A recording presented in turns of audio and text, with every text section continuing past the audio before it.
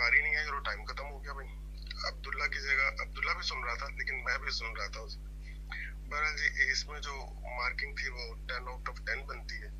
इसमें कोई और बात हो ही नहीं सकती, इसलिए कि प्रोग्राम बड़ा जामे था।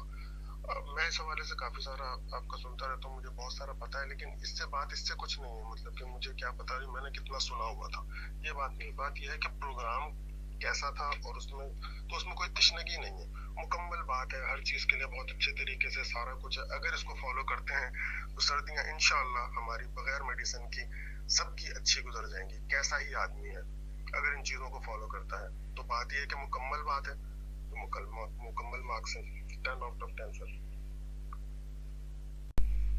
तो इस बिना पर हमने ये सेशन रखा कि अगर हमें ये 5 ट्यूसडे मिल ही रहा है तो हम इसको बजाय इसके कि वक्त ज़ाया करें, क्योंकि हमारा वक्त ज़ाया नहीं होता, हम रिसर्च में डाल देते हैं। कोई भी एक्स्ट्रा टाइम हमें कभी मिले, कभी कोई ऐसा दिन आ जाए कि जिसमें नेटवर्क बंद कर दिए जाएं, जैसे आपने देखा 9-10 मुहर्रम को बंद कर दिए जाते हैं, कोई और ऐसा मौका हो तो वो हमारा फिर रिसर्च बेस चला जाता है डे पूरा का पूरा। लेकिन मैंने इसको इस तरह से किया कि मैं कुछ ऐसी चीज़ भी कर दूं जो कि आप तमाम लोगों के लिए भी फ़ायदेमंद हो जाए और रिकॉर्ड भी हो जाए, ताकि जब हम ना हो तो हमारा बोलावा थोड़ा सा मौजूद हो। अगर आप लोगों ने मेरे ई फ्लायर देखे हों तो उसमें 2 ही फ्लायर हमने डिज़ाइन करवाए। उसमें एक फ्लायर मेरे सामने मौजूद है जो कि आज की स्लाइड का टाइटल भी मैंने वही फ्लायर दे दिया था। उसमें लिखा हुआ है कि time and health are two precious assets that we don't recognise and appreciate until they have been depleted. ये बेसिकली हज़ूर अकरम सल्लल्लाहु अलैहि वसल्लम का इरशाद है, हदीस नबी सल्लल्लाहु अलैहि वसल्लम है ये, कि उन्होंने फरमाया कि वक्त और सेहत 2 कीमती तरीन चीज़ें हैं जो कि हम नहीं जानते, आम तौर पे लोग नहीं जानते, और एहसास उस वक्त होता है जब ये हमसे छिन जाती हैं। और हमारे पास ज़्यादातर लोग जो आते हैं हर उम्र के अब मौजूद हैं कि उन्होंने हेल्थ से मुतालिक इतनी गलतियां की हुई होती हैं कि वो सही होना थोड़ा मुश्किल होता है, वो मैनेज हो रहा होता है। और ये एक दौर में बुढ़ापे में ये किया जाता था कि चीज़ों को मैनेज किया जाता था, लेकिन ये है कि अब आकर आम तौर पे भी ये देखा जा रहा है। इसका सीक्वेंस हम उसी तरह से रखेंगे जैसे आम तौर पे हम सीक्वेंस रखते हैं कि हम कुछ बोला करेंगे, आपका क्वेश्चन कुछ भी हो, जो भी आपने फ्लायर देख के आपके जहन में क्वेश्चन आया और आपने कहा कि ये सेशन लेना है। बहुत से हमारे पास आपसे हट के पार्टिसिपेंट अब इसमें आते जाएंगे जिन्होंने मेरे से कहा कि हम लेना चाहते हैं, तो मैंने कहा आप नंबर लिखवाते हैं, आप सबको आईडी चला जाएगा, जो जो उसमें इन होना चाहता है इन हो जाए। तो बहुत सौ का होमवर्क अच्छा होगा जिसमें हमें कुछ अच्छे क्वेश्चन सुनने को ज़रूर मिलेंगे। कुछ मैंने स्लाइड जो आपको भेज दी, वो जर्नल जो मेरे अपने एक्सपीरियंसेस हैं उसके मुताबिक मैंने वो स्लाइड बनाई हुई हैं, और उन्हीं स्लाइड को जब मैं बोलूँगा तो मैं वही अपनी जो मेरे पेशेंट से मैं उन्हीं के बारे में बोलूँगा, तो उसी सीक्वेंस को मैं लेके चलता रहूँगा। इसमें जान उस वक्त आएगी जब आप अपने एक्सपीरियंस के लिहाज से क्वेश्चन करेंगे। तो सेकंड स्लाइड जो मैंने डिज़ाइन की वो डिज़ाइन की कि विंटर को थोड़ा सा एक्सप्लेन कर दिया जाए कि विंटर सीज़न जो है वो हमारे खित्ते में कब आता है। तो नवंबर मिड से पाकिस्तान के मुख्तलिफ इलाकों में शुरू हो जाता है ये, और कराची में ये 20, 21, 22 दिसंबर से शुरू होता है और जाता है 21 मार्च तक, मैक्सिमम 21 मार्च तक जाता है। कराची के अंदर जो बहार होती है वो सेकंड वीक ऑफ फेब होती है, तो बहार में ये ख़त्म होना शुरू हो चुका होता है, तब भी बहार शुरू होती है। तो अगर देखा जाए तो थोड़ी बहुत वेरिएशन कर लें, जैसे जो माहौलियाती तब्दीली का आजकल बहुत ज़्यादा शोर आप सुन ही रहे होंगे, उसके लिहाज से देखा जाए तो थोड़ा सा आगे पीछे हो सकता है ये। गो के हमारे इधर आज 29 नवंबर हो गई है, उस तरह की सर्दी जो विंटर सीजन है वो नहीं है, इसी वजह से उस तरह की बीमारियां भी शुरू नहीं हुई। गो के हल्की फुल्की विंटर से रिलेटेड बीमारियां शुरू हो चुकी हैं।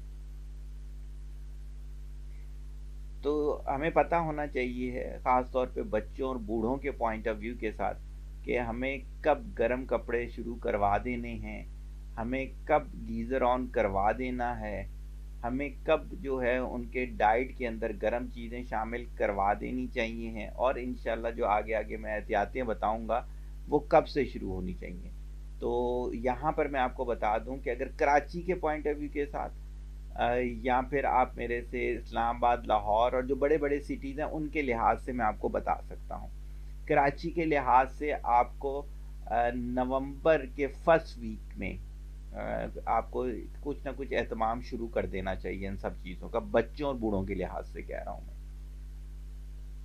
अगर आप चले जाएं इस्लामाबाद में तो नवंबर का फर्स्ट वीक ही कहलाएगा वहाँ पर भी, और ये जाएगा वहाँ पर थोड़ा सा लेट जाता है। मार्च कराची में जो है फर्स्ट और सेकंड वीक ऑफ फेब में जो है ख़त्म होना शुरू हो जाता है, तो वहाँ मार्च तक जाता है ये सीज़न, कंप्लीट मार्च तक। और बकिया कोयटा का थोड़ा सा आगे पीछे ज़्यादा होता है। और उसके अलावा जो है अगर हम उसमें देखें तो उसमें ये है कि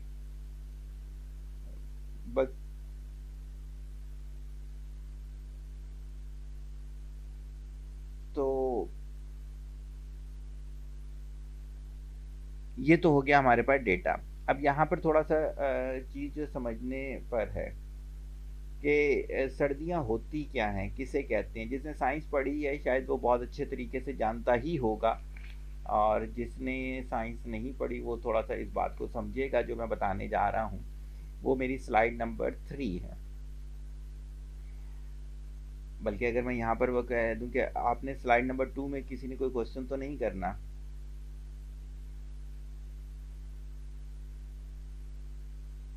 कोई क्वेश्चन नहीं है स्लाइड 2 में। स्लाइड 3 में बेसिकली मैंने जो एक्सप्लेन किया वो ये किया कि आपको समझ में आए कि क्या है। बेसिकली जो इसका पाथ होता है हमारी अर्थ का, जो सूरज के गिर्द हम होते हैं, तो ये आपका इलिप्टिकल होता है, बेज़वी होता है, जिसको आप अंडे की तरह कहते हैं। ये इसकी रोटेशन होती है, सही है। अच्छा, अर्थ की दो तरह की रोटेशन होती है, एक तो स्पिन होती है, वो अपने ही एक्सिस के गिर्द घूम रही है, और दूसरी जो होती है कि वो जो है आपका बाकायदा सूरज के गिर्द एक चक्कर ले रही है। अच्छा, अब इसमें ये चीज़ आपने जहन में रखनी है कि सर्दियों में जो सूरज है वो ज़मीन के करीब होता है, सही हो गया। लेकिन चूंकि डायरेक्शन उसकी ऐसे होती है कि डायरेक्ट वो नहीं पड़ रहा होता, जिसकी वजह से दिन छोटा होता है। लेकिन सर्दियों की जो धूप की तपिश है वो गर्मियों की धूप की तपिश से काफ़ी ज़्यादा होती है। एग्जैक्ट रेशो मेरे पास नहीं है, लेकिन being a student of science मैं थोड़ा सा अपनी मेमोरी पे जोर दूं तो मेरा ख्याल से 60% सर्दियों में सूरज की तपिश ज़्यादा होती है। तो ये अगर आप मेरी तीसरी डायग्राम देखें तो उसके अंदर आपको ये बाकायदा बताया गया है कि कौन से महीने से शुरू हो रही है गर्मी, और वो जब सूरज मार्च वाला जो पोर्शन है वहां से हटेगा तो आगे जाएगा। और जून जब गर्मियां है तो देखिए गर्मियों में सूरज बहुत दूर है लेकिन वो है डायरेक्ट, इस वजह से वहां पे दिन बड़ा होता है और हमें लग रहा होता है कि शायद गर्मियों की तपिश ज्यादा होती है। नहीं, सर्दियों में धूप की तपिश ज्यादा है कम टाइम के लिए। सही हो गया। ये थोड़ा सा आपको समझाना चाह रहा था कि आपको समझ में आ जाए सर्दियाँ क्या होती हैं और हमारी पोजीशन कहाँ पर होती है ज़मीन की, वो फिर आप उसको देख सकते हैं। अच्छा, इसमें किसी ने कोई सवाल पूछना हो?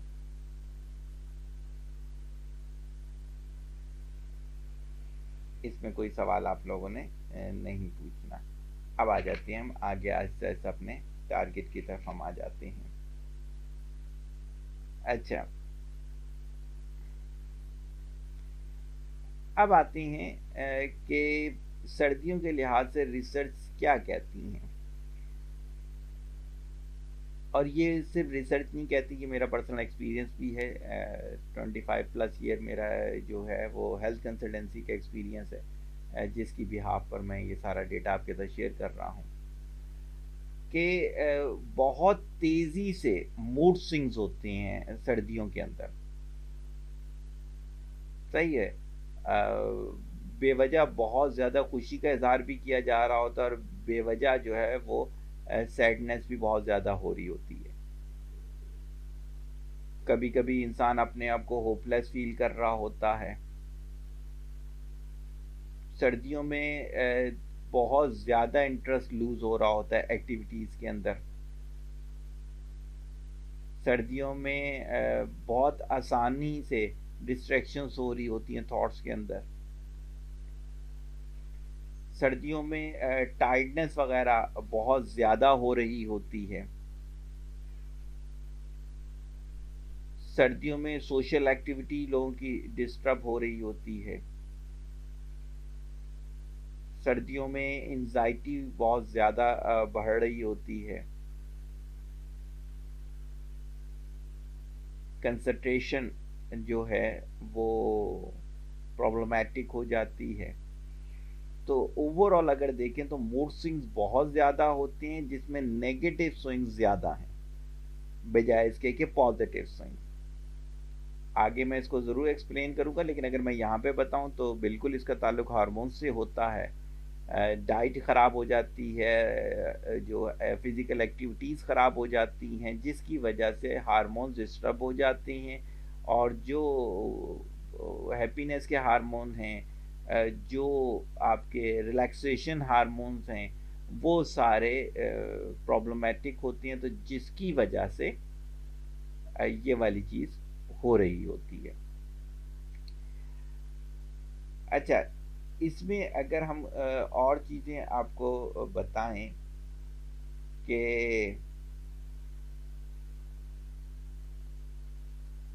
जो ये है ये डिपेंड किन चीज़ों पे कर रहे होती है कि हम जो वेदर को लेते हैं वो किस तरीके से लेते हैं। पोजीशन तो मैंने आपको पिछली स्लाइड में बता दी कि अर्थ की रोटेशन और स्पिन दोनों चीज़ों का ताल्लुक जो होता है वो वेदर पे डिपेंड कर रहा होता है। ये तो हो गया एक्सटर्नल फैक्टर। हमारे वेदर पे जो एक्सटर्नल फैक्टर है वो कौन सा है। अगर हम देखें कि इंटरनल कौन कौन से फैक्टर्स होते हैं, तो 7 एलिमेंट्स लिए जाते हैं जो कि हमें बताते हैं कि वेदर कैसा होगा हमारा। इस पे बाकायदा रिसर्च पेपर भी इसी को कहते हैं, अरीमा मॉडल वगैरह डिज़ाइन हुए हुए हैं इसके ऊपर। प्रेसिपिटेशंस कितनी है, ह्यूमिडिटी कैसी है, टेम्परेचर कैसा है, एयर प्रेशर कैसा है, क्लाउडनेस कैसी है, यानी कि density of cloud and height of cloud दोनों इसके अंदर आ जाएंगे, और विंड स्पीड और विंड की टाइप कौन सी है। तो ये 7 फैक्टर्स जो हैं वो लिए जाते हैं, जो कि बता रहे होते हैं कि वेदर किस तरह से बिहेव कर रहा होगा। आम तौर पर ये देखा जाता है कि सर्दियों में दिन जो हैं वो छोटे होते हैं, रातें बड़ी होती हैं। वो आपकी पोजीशन है कि सन के जो आपका फेस बनता है, जो हमने अभी देखा थोड़ी देर पहले, वो इस डायरेक्शन पे बनता है कि सूरज जो है कम टाइम के लिए फ्रंट पर आता है ज़मीन के, जिसकी वजह से आपको दिन छोटा मिल रहा होता है। गो के मैंने पिछली स्लाइड में बताया सूरज होता करीब है, इसलिए कि अक्सर लोग इस चीज़ को नहीं एक्सेप्ट कर रहे होते, और इस वजह से जब वो सर्दियों में धूप में बैठते हैं तो फॉलेज का रेशो जो ज़्यादा होने की वजह है, उसमें एक कॉज ये भी है जो कि मैं आगे एक्सप्लेन कर दूंगा इंशाल्लाह ताला। इस स्लाइड में किसी ने कोई चीज पूछनी हो?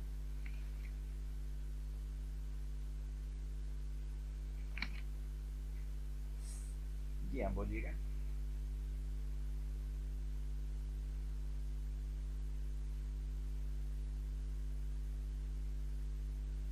दोबारा बोलिएगा।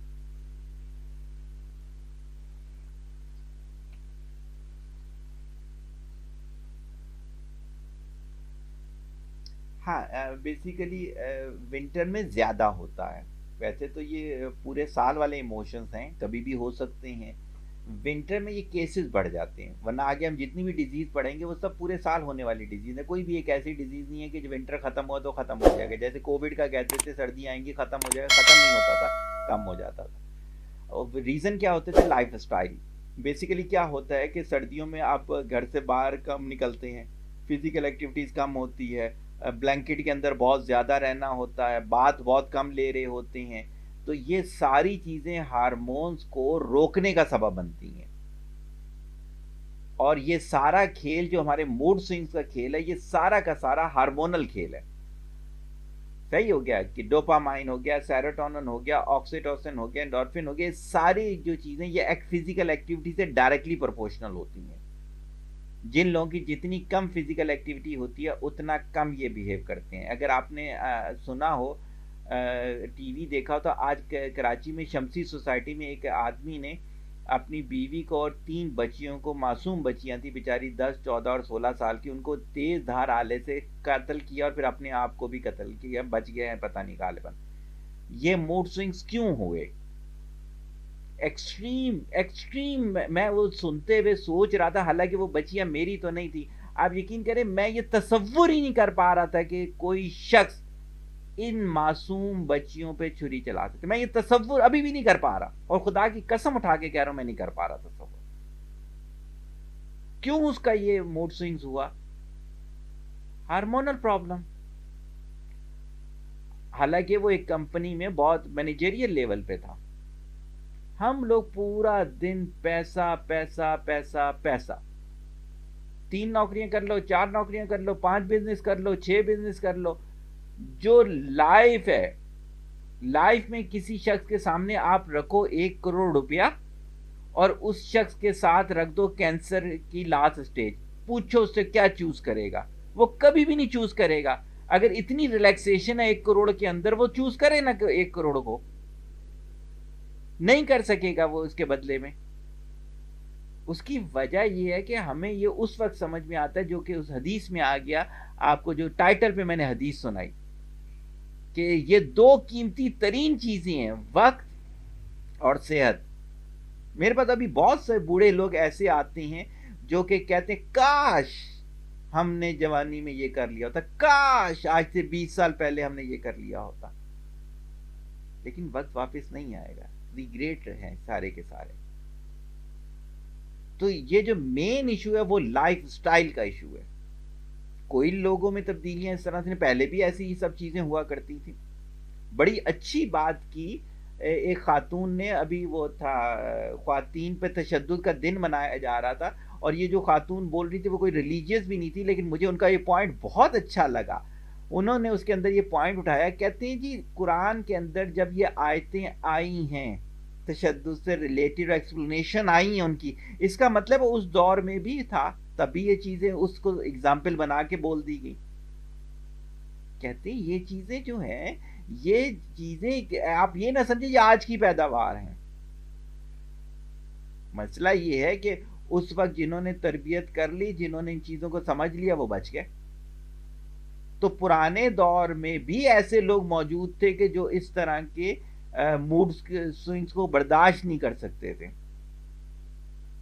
पहले पॉपुलेशन कम थी तो आपको पता कम चलता था, पॉपुलेशन ज्यादा हुई है तो ज्यादा हो गया। तो मूड स्विंग्स का डायरेक्टली ताल्लुक आपके हार्मोन्स से है। मैंने जो डिजीज के लिहाज से पहली उठाई ना, अच्छा जब जब आपने सवाल करना हो कर ले, मैंने स्लाइड सिर्फ अपने बोलने के लिए बनाई है, वरना मेरा ये टाइटल था आज क्यूए सेशन करना था मैंने, कि बस आपके क्वेश्चंस होने चाहिए हैं जो कि आप लोग फील करते हो विंटर से रिलेटेड, या माजी में पिछले सालों में आप लोगों के साथ हुआ है तो मुझे बोलना चाहिए है।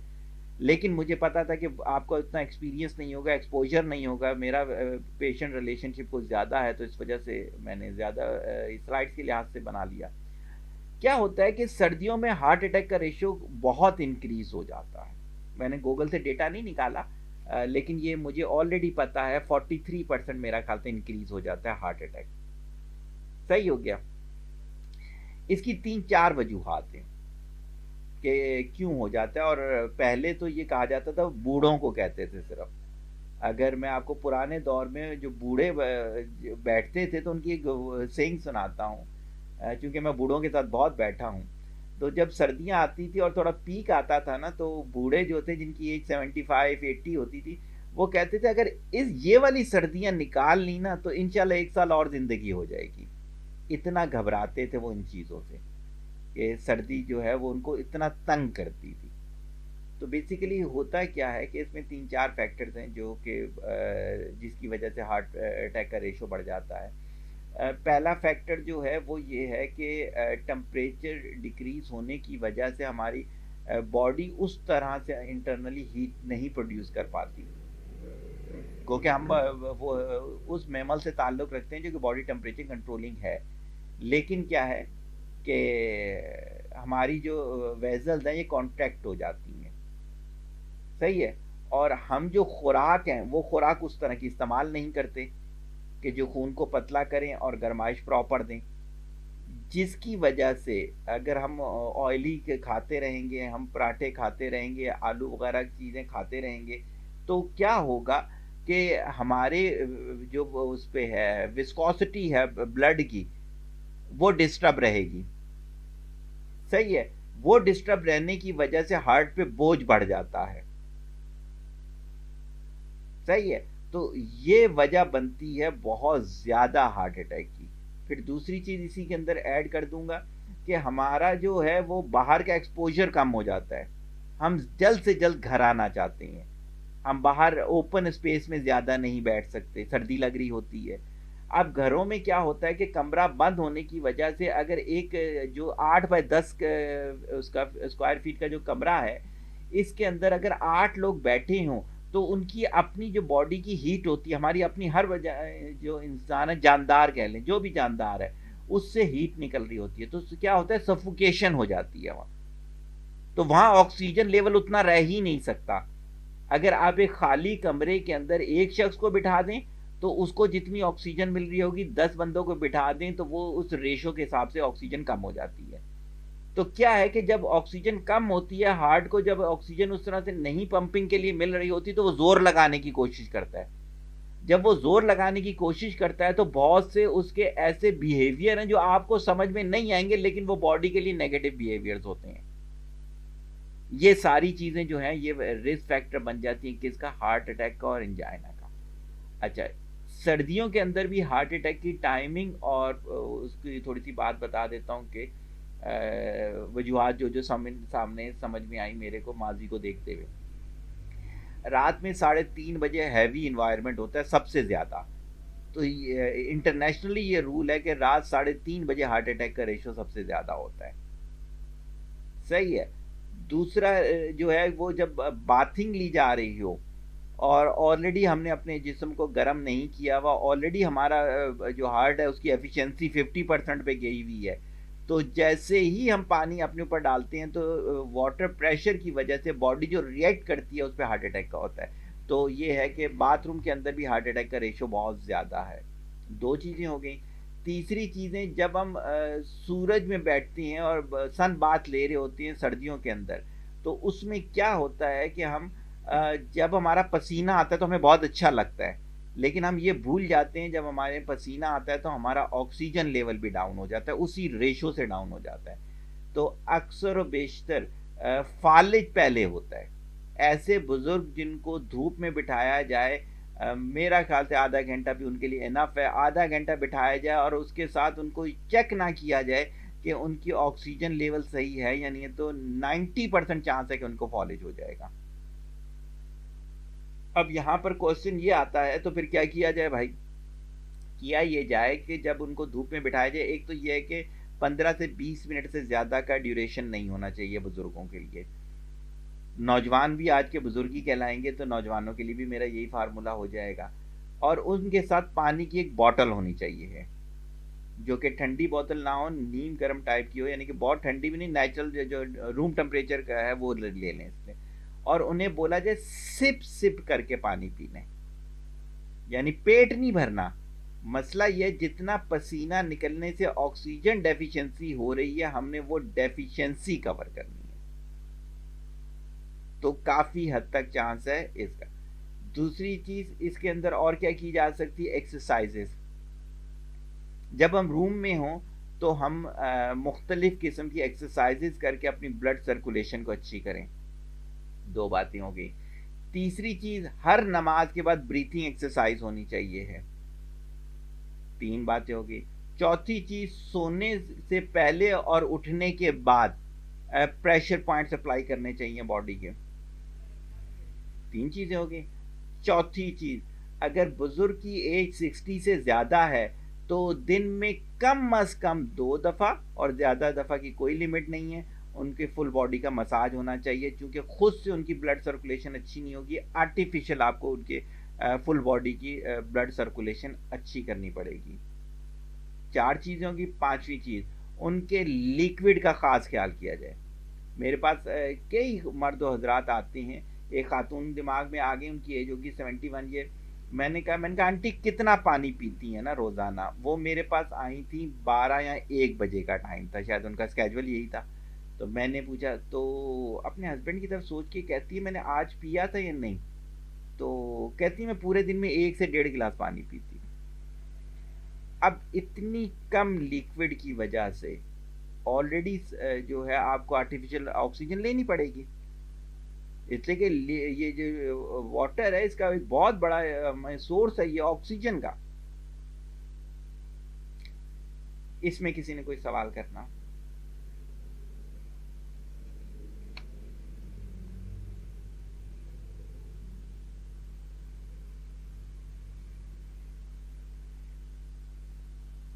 जी हाँ, मैंने प्रेशर का कहा, देखिए मैंने ठंडे का तो अभी कहा नहीं था, प्रेशर का कहा था। उसमें नहाने का तरीका ये होता है, शायद मैंने कभी वीलॉग भी इसमें किया हो। इसमें नहाने का तरीका ये होता है कि जब आप अंदर जाएं तो आपने पहले पानी डालने से पहले फुल बॉडी मसाज करना है अपना, कम अज कम 3 to 5 मिनट मसाज होगा वो, और फुल बॉडी होगा गर्दन से लेके पैर तक, ताकि ब्लड सर्कुलेशन को अच्छे से अच्छा कर लें आप।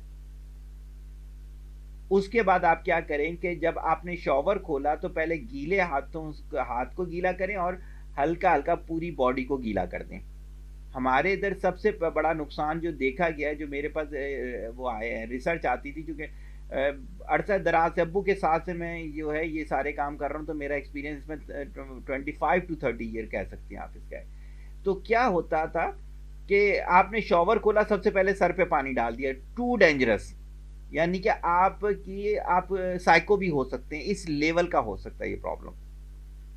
तो उसमें क्या है कि आपने पहले मसाज किया, फिर आपने क्या किया, लिक्विड जो भी वाटर था उससे नॉर्मलाइज किया, अब आपने पानी डालना शुरू किया, वो भी इस तरीके से कि पहले राइट पे, हार्ड वाली साइड पे पहले पानी नहीं डाला जाता, राइट लेफ्ट एंड पे सर पे डाला जाएगा। सही हो गया। और इसका एक और बहुत अच्छा तरीका बता देता हूं, जब आपने मसाज कर लिया फुल बॉडी का, उसके बाद आप क्या करें, वुजू कर लें।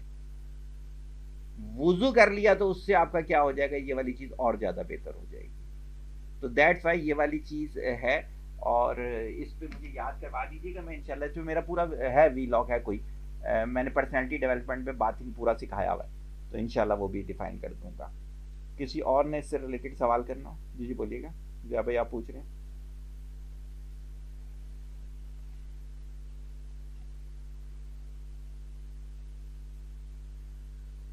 जी हाँ, जी हाँ, जी हाँ, जी हाँ।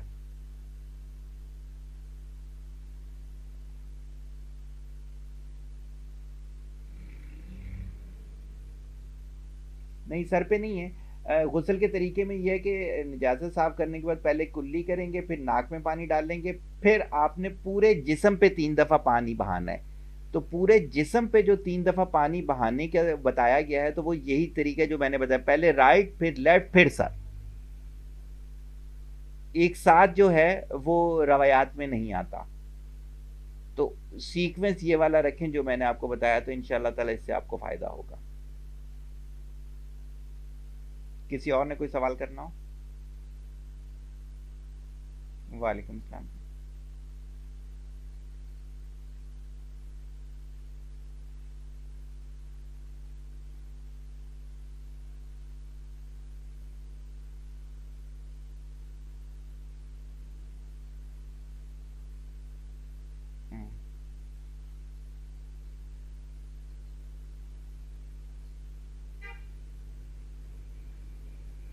जी हाँ, बिल्कुल ठीक है, बस उसमें होता ये कि देखिए हमारे पास पूरा डेटा पहुँचा हुआ नहीं होता।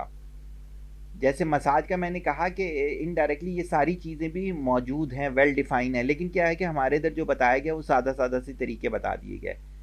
इसलिए कि जैसे-जैसे मैंने बताया कि टेम्परेचर चेंज होगा, और अगर खुदा ना खास्ता कि आप लोग बुज़ुर्ग हो चुके हैं या फिर आप बीमार हैं, इसलिए कि मैंने बताया कि मैंने बिलीव मी कि मैंने 8-10 साल का लड़का-लड़की भी बुज़ुर्ग देखा है। उनकी बॉडी ऐसी थी कि बुज़ुर्गों जैसी उनकी बॉडी है। मेरे पास एक लड़की ऐसी आई कि वो पूरी सर्दियाँ नहीं नहाती, इतनी कमज़ोर थी। तो क्या है कि हमने अपने आप को तबाह कर लिया है ऑलरेडी। तो उसका तरीकाकार फिर यही वाला होता है कि हम क्या कर लेते हैं कि पहले मसाज कर लेते हैं, और उसके बाद फिर वो है गुस्ल के जो 3 फ़राइज़ हैं वो पूरे कर लेते हैं, तो खुद ब खुद हमारा इस तरह बॉडी पूरी हो जाती है टेम्परेचर के लिए यूज़्ड टू। और उसमें भी अगर किसी के साथ प्रॉब्लम है, तो वो आगे चल के हम सवाल करेंगे। आप में से अगर कोई आप में से अच्छा-सा सवाल आया, इसलिए कि मेरे पेशेंट तो ऐसे हैं कि उसमें बहुत-बहुत से क्वेश्चन्स हैं, लेकिन इन 2 घंटों के अंदर अगर मैं वही भी बताने बैठ गया तो नहीं कवर होगा। तो मैं अभी जर्नल से ऐसे ले रहा हूँ। डॉक्टर फैसल ने मुझे ये कहा भी था कि कन्फ्यूज़ नहीं कर दीजिएगा सब लोगों को। मैंने कहा नहीं, कोशिश यही करेंगे सादा-सादा सी बातें करें। लेकिन अगर आपका क्वेश्चन होगा तो फिर मुझे बोलने में और ज़्यादा मज़ा आएगा। जी, जी बोलें। हुँ।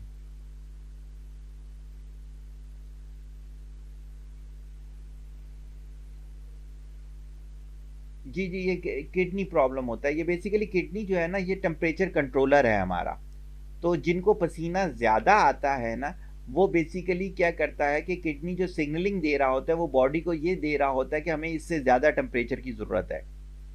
अगर कभी आपका इंटरनल बॉडी टेम्परेचर नोट किया जाएगा ना, और बहुत अच्छा किया आपने बता दिया, इसको आप नोट कर लीजिए, और मैं बाकायदा बता दूंगा आपको कैसे आपने अपने फिजिशियन को गाइड करना है कि जब भी ऐसा कोई होगा प्रॉब्लम, तो आपका बॉडी टेम्परेचर दूसरों के बॉडी टेम्परेचर वाला नहीं रखा जाएगा। इनसाइड की बात बता रहा हूँ। तो उससे क्या होता है, उससे पसीना ज़्यादा आता है। इवन आपने देखा होगा कि पेपर सॉल्व करना लोगों के लिए मुश्किल हो जाता है, हाथ में रुमाल रख के पेपर सॉल्व कर रहे होते हैं।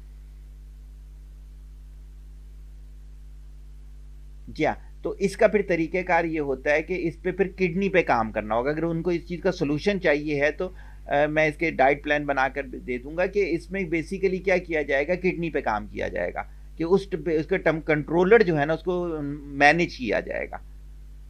वैसे ये है कि आप लोगों को लिक्विड अब दूसरों से ज़्यादा यूज़ करना पड़ेगा, और लिक्विड भी ज़्यादा यूज़ करना पड़ेगा, और इलेक्ट्रोलाइट्स भी ज़्यादा यूज़ करने पड़ेंगे। इसलिए कि हम अक्सर बेशतर ये होता है कि पसीना ज़्यादा है तो सिर्फ पानी पीते हैं, नहीं, पसीने से इलेक्ट्रोलाइट्स डेफिशिएंसी भी होती है, तो हमें इलेक्ट्रोलाइट्स भी इंक्रीज़ करने पड़ेंगे।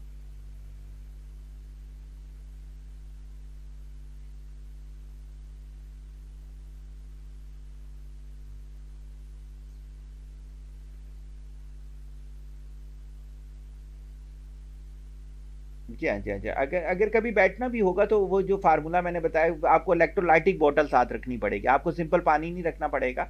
आपको इलेक्ट्रोलाइटिक बॉटल बनानी पड़ेगी, अपनी स्कंजबीन टाइप की बॉटल, जिसके अंदर शुगर भी शामिल होगा, और दूसरे भी ऐसे नमकियात होंगे। आप उसके साथ आराम से बैठे, कोई आपको इंशाल्लाह बॉडी तंग नहीं करेगी। तो यही छोटी-छोटी चीज़ें होती हैं जो कि समझने की हैं।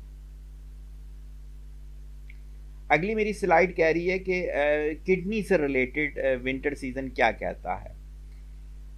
हार्ट का तो हमने देख लिया कि किस तरह का प्रॉब्लम आता है, और इसके लिए हमने प्रिकॉशंस भी देख लिए कि क्या होता है। किडनी का भी बहुत ज़्यादा प्रॉब्लम हमारे पास आता है सर्दियों में। अभी से शुरू हो चुका है, नवंबर से हमारे पास जो है। इसलिए कि 2 तरह के हमारे क्लाइंट होते हैं। एक तो वो होते हैं कि जो ऑलरेडी हमारे काउंसलिंग में हैं, उनको हम पहले से सारी चीज़ें जो अभी आपको बता रहा हूँ ये ऑलरेडी उनके साथ शेयर हुई भी होती हैं, तो उनका तो सिर्फ ये है कि 1 और 2% होता है जो हमारी बात नहीं मानते, उनकी तरफ से आ रहा होता है। लेकिन उनकी वजह से दूसरे जो क्लाइंट्स हमारे पास आ रहे होते हैं उसमें बहुत बड़ा रेशियो ये होता है कि किडनी प्रॉब्लम का। अब इसमें किडनी प्रॉब्लम में क्या क्या होता है जी, रिसर्च ये कहती है कि टेम्परेचर से क्रेटिनाइन लेवल का बहुत बड़ा ताल्लुक है। जैसे जैसे टेम्परेचर इंक्रीज होगा वैसे वैसे क्या होगा, क्रिएटिनाइन लेवल टेम्परेचर डिक्रीज होगा तो क्रिएटिनाइन लेवल इंक्रीज होगा। सर्दी में जो है क्रिएटिनाइन लेवल इंक्रीज कर रहा होता है, इसका मतलब है कि किडनी एफिशिएंसी डिस्टर्ब हो रही होती है। कैसे कवर किया जाएगा वो भी मैं बताता हूँ, लेकिन पहले मैं रीज़न बता दूँ कि कौन कौन सी चीज़ों की वजह से हमने इसको विंटर सीजन में ले लिया। यूटीआई का बहुत ज़्यादा बढ़ जाता है, उसकी वजह भी यही होती है कि हम बहुत ज़्यादा कपड़े पहन रहे होते हैं, हम वॉशिंग कम से कम कर रहे होते हैं, हमारी बाथिंग एवरेज मैं अगर बताऊं बहुत कम लोग ऐसे होंगे, यानी कि एक एवरेज मैं बताने जा रहा हूँ कि जो डेली बाथ लेते हों, वरना ज़्यादातर लोग जो हैं सर्दियों में जो है ना ट्वाइस इन अ वीक पे चले जाते हैं। अब ट्वाइस इन अ वीक पे जाने की वजह से क्या है कि इनके बैक्टीरियल इन्फेक्शन होने का चांस बहुत ज़्यादा बढ़ जाता है, और ये छोटी छोटी चीज़ें जो हैं स्किन की वो आगे स्किन की डिजीज़ में मैं कवर कर दूंगा, लेकिन ये बहुत सारा प्रॉब्लम होता है। अच्छा, उसके बाद इसमें और क्या चीज़ आ रही होती है, उसमें ये वाली चीज़ आ रही होती है कि जब हम पानी कम पीते हैं तो किडनी की जो प्रोसेस है वो ख़राब हो जाता है, तो किडनी जो है वो गार्बेज को साफ़ करना शुरू कर देता है, जिसकी वजह से एक तो ये है कि स्किन प्रॉब्लम शुरू हो जाता है हमें, और उसके बाद दूसरी चीज़ जो है वो हमारा ये है आपका किडनी के अंदर इन्फेक्शन होने का चांस बहुत ज़्यादा बढ़ जाता है। जब वो कचरा साफ़ करेगा तो उसमें बहुत ज़्यादा चांस हो जाएगा कि उसको वो करेगा, इन्फेक्शन क्रिएट करवा देगा किडनी के अंदर। अच्छा, उसके अलावा क्या है कि आपका जो है जब वो कचरा साफ करेगा तो आपका यूरिन जो है वो एक लेवल से बहुत ज़्यादा एसिडिक हो जाएगा। मेरे पास बहुत सारी अभी से कंप्लेन आना शुरू हो गई हैं कि स्टूल बहुत ज़्यादा एसिडिक है और यूरिन बहुत ज़्यादा एसिडिक है, जिसकी वजह से क्या होता है, रेशेस पड़ जाते हैं, इनसाइड रेशेस, और वो इस तरह दर्द करते हैं जैसे बाकायदा जख्म हुए हुए, ब्लेड से किसी ने काटा हुआ हो, क्योंकि आप तेजाब किसी जगह से गुजारें तो वो इसी तरह से ख़राब करता हुआ जाएगा स्किन को।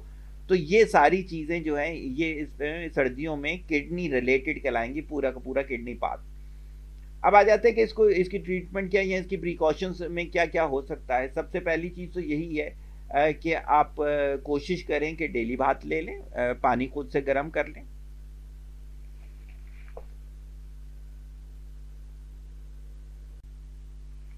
किडनी से रिलेटेड इश्यूज हैं कि इसकी हम किस एहतियात किस तरह से करेंगे और क्या क्या कुछ इसमें हम कर सकते हैं।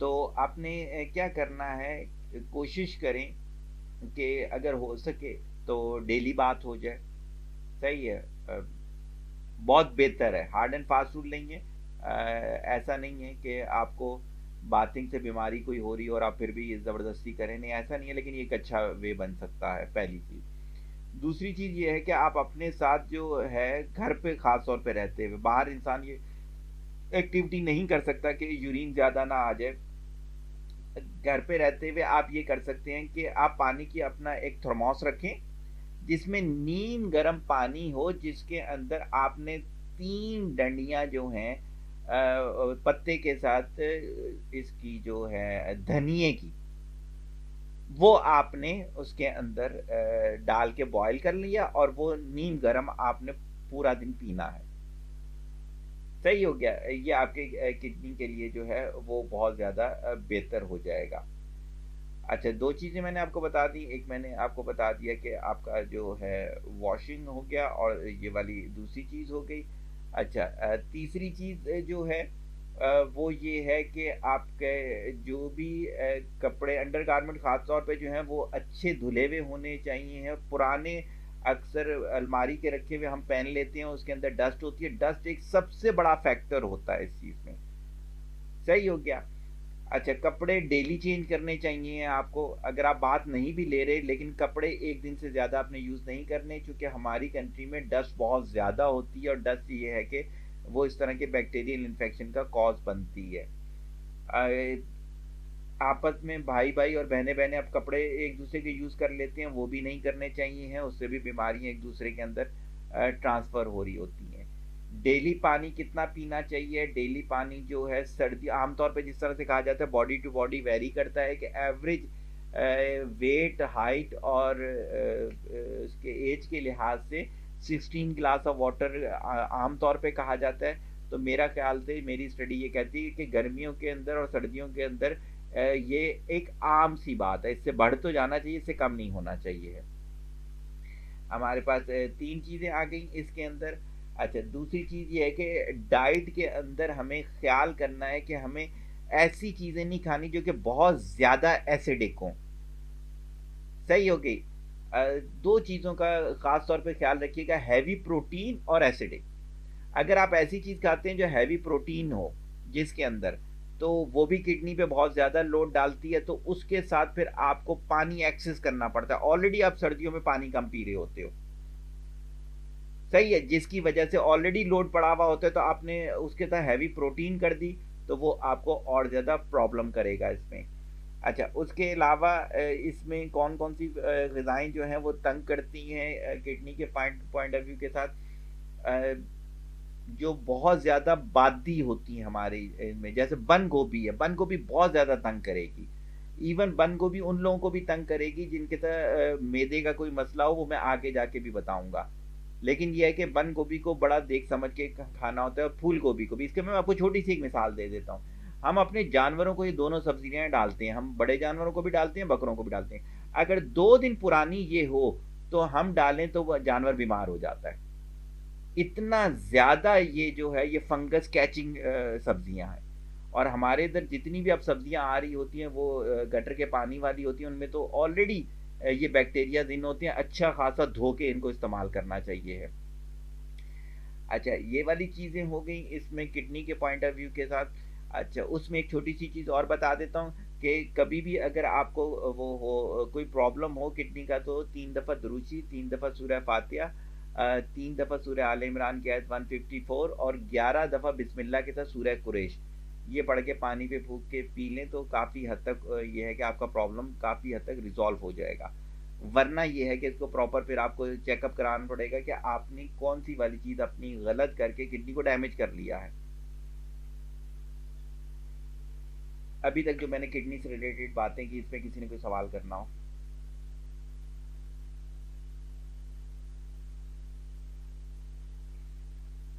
हमारे पाकिस्तान में किडनी स्टोन बहुत ज़्यादा है, और जो ज़्यादा स्टोन बनता है हमारे इसमें ये कैल्शियम की पथरी बनती है, पोटेशियम की पथरी बनती है। तो इसमें ये है कि अगर ऑलरेडी किसी को कैल्शियम और पोटेशियम की वजह से प्रॉब्लम है, तो वो डाइट में तो इस्तेमाल करेगा तो इंशाल्लाह कोई मसला नहीं होगा, लेकिन जब वो उसका सप्लीमेंट यूज़ करेगा तो वो उसके लिए बहुत ज़्यादा प्रॉब्लमेटिक है। तो ये अपने डॉक्टर की सजेशंस के मुताबिक ही सप्लीमेंट आप यूज़ कर सकते हैं, वरना आपको पानी बहुत ज़्यादा इस्तेमाल करना पड़ जाता है। कोई क्वेश्चन नहीं आया? जी जी बोलिएगा।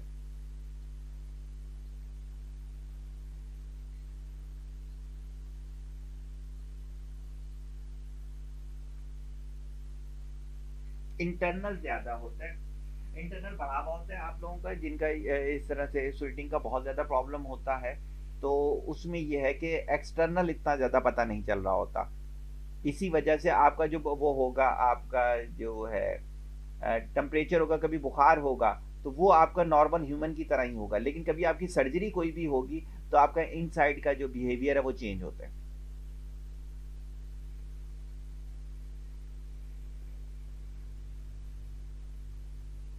जी जी जी जी।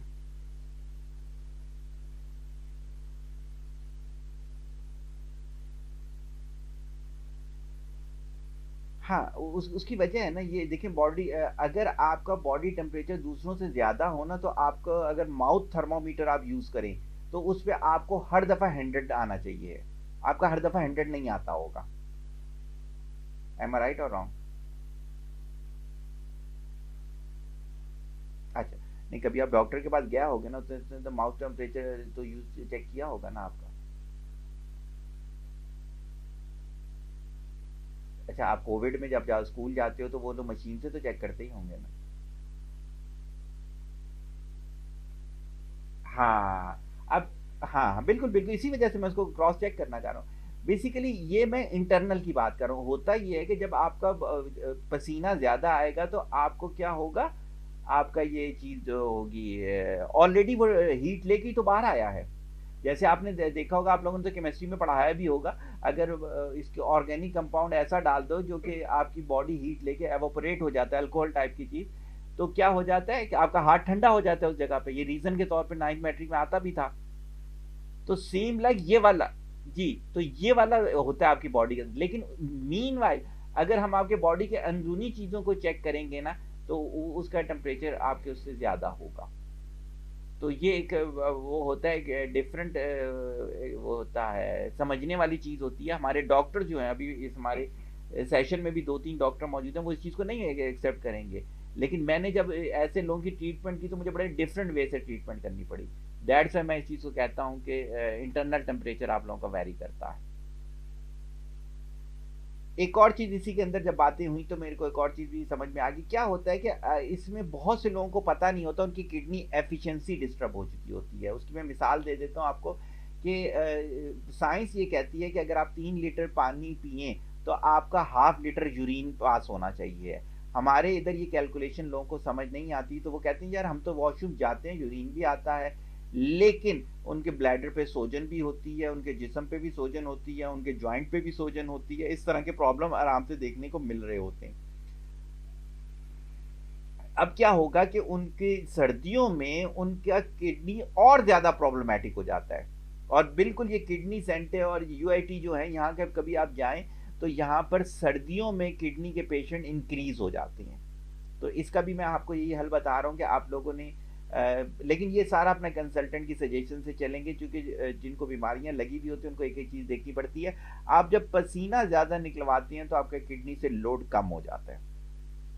तो ये किडनी के एफिशिएंसी कंट्रोल करने का एक तरीका ये भी होता है, जो डायलिसिस वाले पेशेंट होते हैं, अगर उनके डायलिसिस में कोई प्रॉब्लम आ रही हो, उनको डे एक आध आगे जाना पड़े, तो डॉक्टर उनको बाकायदा ये सजेशन देती हैं कि आप ऐसी जगह बैठें कि आपका पसीना आए, तो उससे किडनी पे लोड कम हो जाएगा।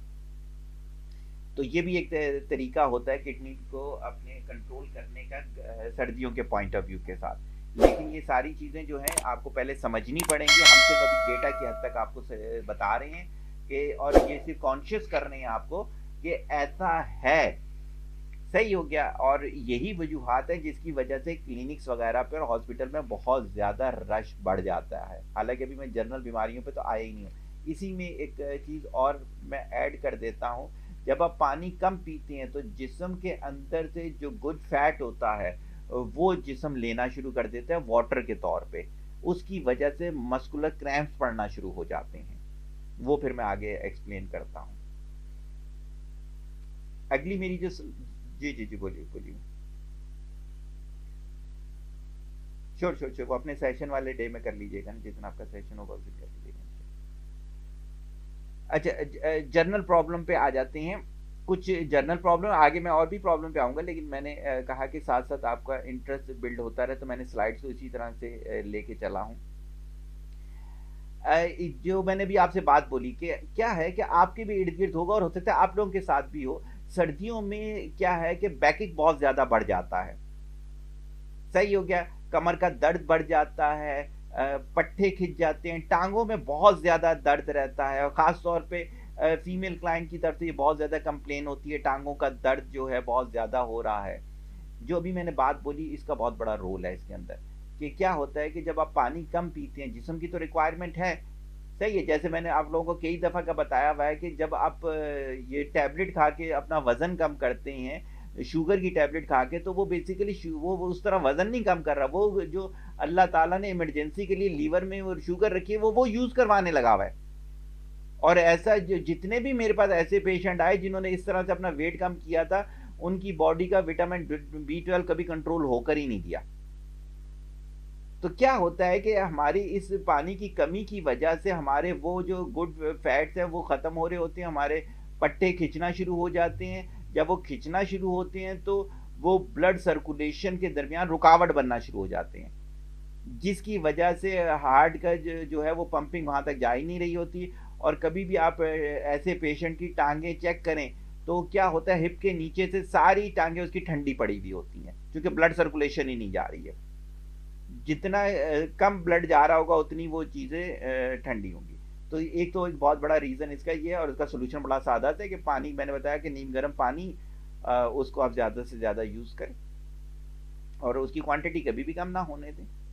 और जब आप नीम गर्म पानी यूज़ करेंगे तो बहुत ज़्यादा यूरिन भी नहीं आएगा कहने का। और अगर आपको पसीना भी आ रहा है, फिजिकल वर्क भी कर रहे हैं, तो बिल्कुल गर्मियों वाला हिसाब होगा। ये ऐसे शख्स को सर्दियों में पानी पीने पे ज़्यादा यूरिन आता है जो कि बस बैठा रहता है, क्योंकि उसे ना पसीना आ रहा है ना कुछ हो रहा है। तो भाई कहीं तो उसने जाना है ना, पानी ने जब सफाई हो जाएगी पानी की किडनी से।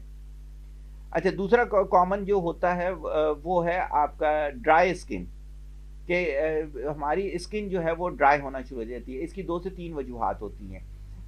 पहला रीज़न जो है वो रीज़न वाटर डेफिशिएंसी है, कि हमारी जो है वो वाटर उतनी ज़्यादा हम नहीं इस्तेमाल कर रहे होते, तो दैट्स व्हाई होता है। दूसरा क्या होता है कि हमने शुरू में देखा कि हमने बताया था आपको, सर्दियों में जो है वो हार्मोन्स डिस्टर्ब हो रहे होते हैं हमारे लाइफस्टाइल की वजह से। जब हार्मोन डिस्टर्ब होती हैं तो फीमेल में ईस्ट्रोजन की वजह से स्किन इश्यू हो रहा होता है, और आपके मेल के अंदर दूसरे हार्मोन्स होते हैं जो कि उसकी स्किन को डिस्टर्ब कर रहे होते हैं। दैट्स वाई क्या हो रही होती है कि वो आपकी स्किन इतनी ज़्यादा ड्राई हो रही होती है कि मैं आगे आपको वो कानों की बीमारी पे आऊँगा, तो कानों के अंदर तक ड्राइनेस गई हुई होती है। नाक के अंदर ड्राइनेस इतनी ज़्यादा हुई होती है कि रेशेस पड़े हुए होती हैं।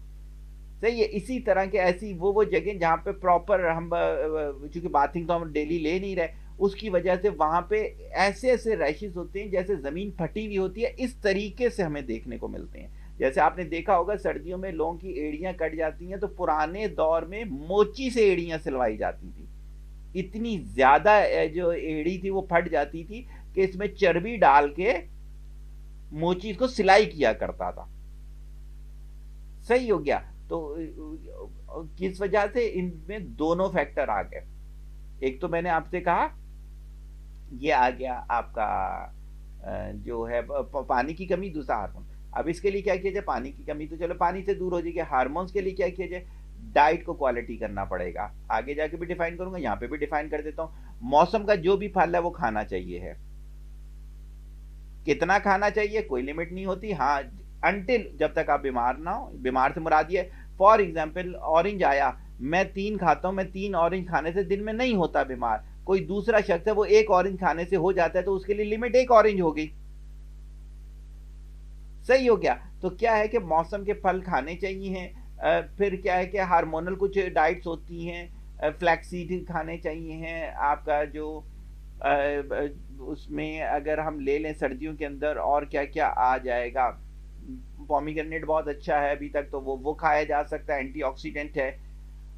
सेब तो पूरा साल मिलता रहता है, वो खाया जा सकता है। बनाना पूरा साल मिलता रहता है, वो खाया जा सकता है। वाटर वाले फ्रूट जितने भी हैं वो भी खाए जा सकते हैं। तो ये वाली चीज़ जो है ये आपको बहुत ज़्यादा सपोर्ट करेगी स्किन के बेहतर के लिहाज से। हाँ, इसमें ऊपर अगर आप कोई भी मॉइस्चराइज़र लगा लेते हो तो इट्स नॉट बैड, कोई बहुत बड़ी डील नहीं है। लेकिन आप यकीन करें इसका 1% सिर्फ फ़ायदा होता है। मेरे पास ऐसे लोग मौजूद हैं जो दिन में 5-5 दफ़ा पूरी बॉटल लगाते थे और 10 मिनट के बाद उनकी बॉडी दोबारा ड्राई हुई भी होती है, बिकॉज ऑफ हार्मोनल। यार वो इस चीज़ को मान ही नहीं रहते कि ये सारा उनका हार्मोन का किया धरा है।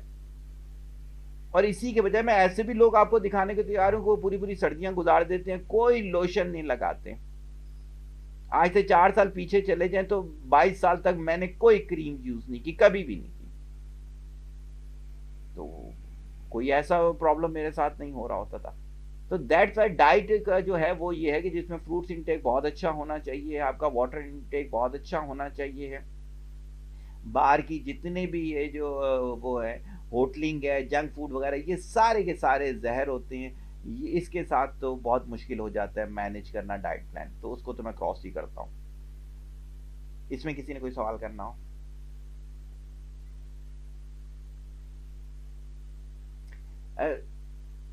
जी जी जी जी, इसके देखिए इसमें प्रॉब्लम वही है, दिल से कितना दूर होता है हमारा पैर, और वाटर ये जो है आपका ब्लड सर्कुलेशन प्रॉपर नहीं पहुंचती होती है अगर आप वो हो वीक हो।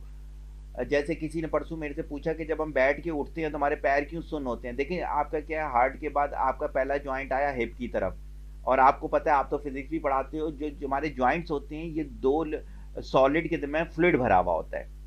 Solid liquid interaction, liquid solid interaction, ये पहला सिग्नल ट्रांसफर होता है। फिर इससे क्या होता है कि आपके जब जाते हो इस पे घुटने पे तो दूसरा इंटरेक्शन होता है, सॉलिड लिक्विड लिक्विड सॉलिड। फिर आप जाते हो तो टखने पे फिर interaction, solid liquid liquid solid. अब क्या होता है कि अगर ऑलरेडी आपने बहुत सारी बीमारियां पाली हुई हैं तो आपकी क्या है, ऑक्सीजन सर्कुलेशन तो हो ही नहीं रही। ऑक्सीजन सर्कुलेशन नहीं हो रही तो सेल की ग्रोथ बहुत पुअर होगी, यानी कि वो कभी भी तैयार होगा अपने आप को मारने के लिए। सही हो गया। दूसरी चीज, हमारा क्या है, लिक्विड लेवल बहुत अच्छा नहीं होता। सही है, दो चीजें। तीसरा, हार्मोन्स इस बुरे तरीके से खराब, आपने देखा होगा ज्यादातर बूढ़ों की ये फटती हैं, क्योंकि एक एज के बाद 40-45 के बाद आपके हार्मोन बिल्कुल डिक्रीज होना शुरू हो जाते हैं। फिर आपको अपनी डाइट से वो हार्मोन को मैनेज करना पड़ता है। सही है। तो ये 3-4 चीजें जो है वो हैं। इसमें सर्दी का रोल जो है वो 10% सिर्फ होगा, लेकिन सर्दी की वजह से जो हम कुछ अपनी लाइफस्टाइल को चेंज कर देते हैं उसका रोल 90% है। किसी और ने कोई सवाल करना हो?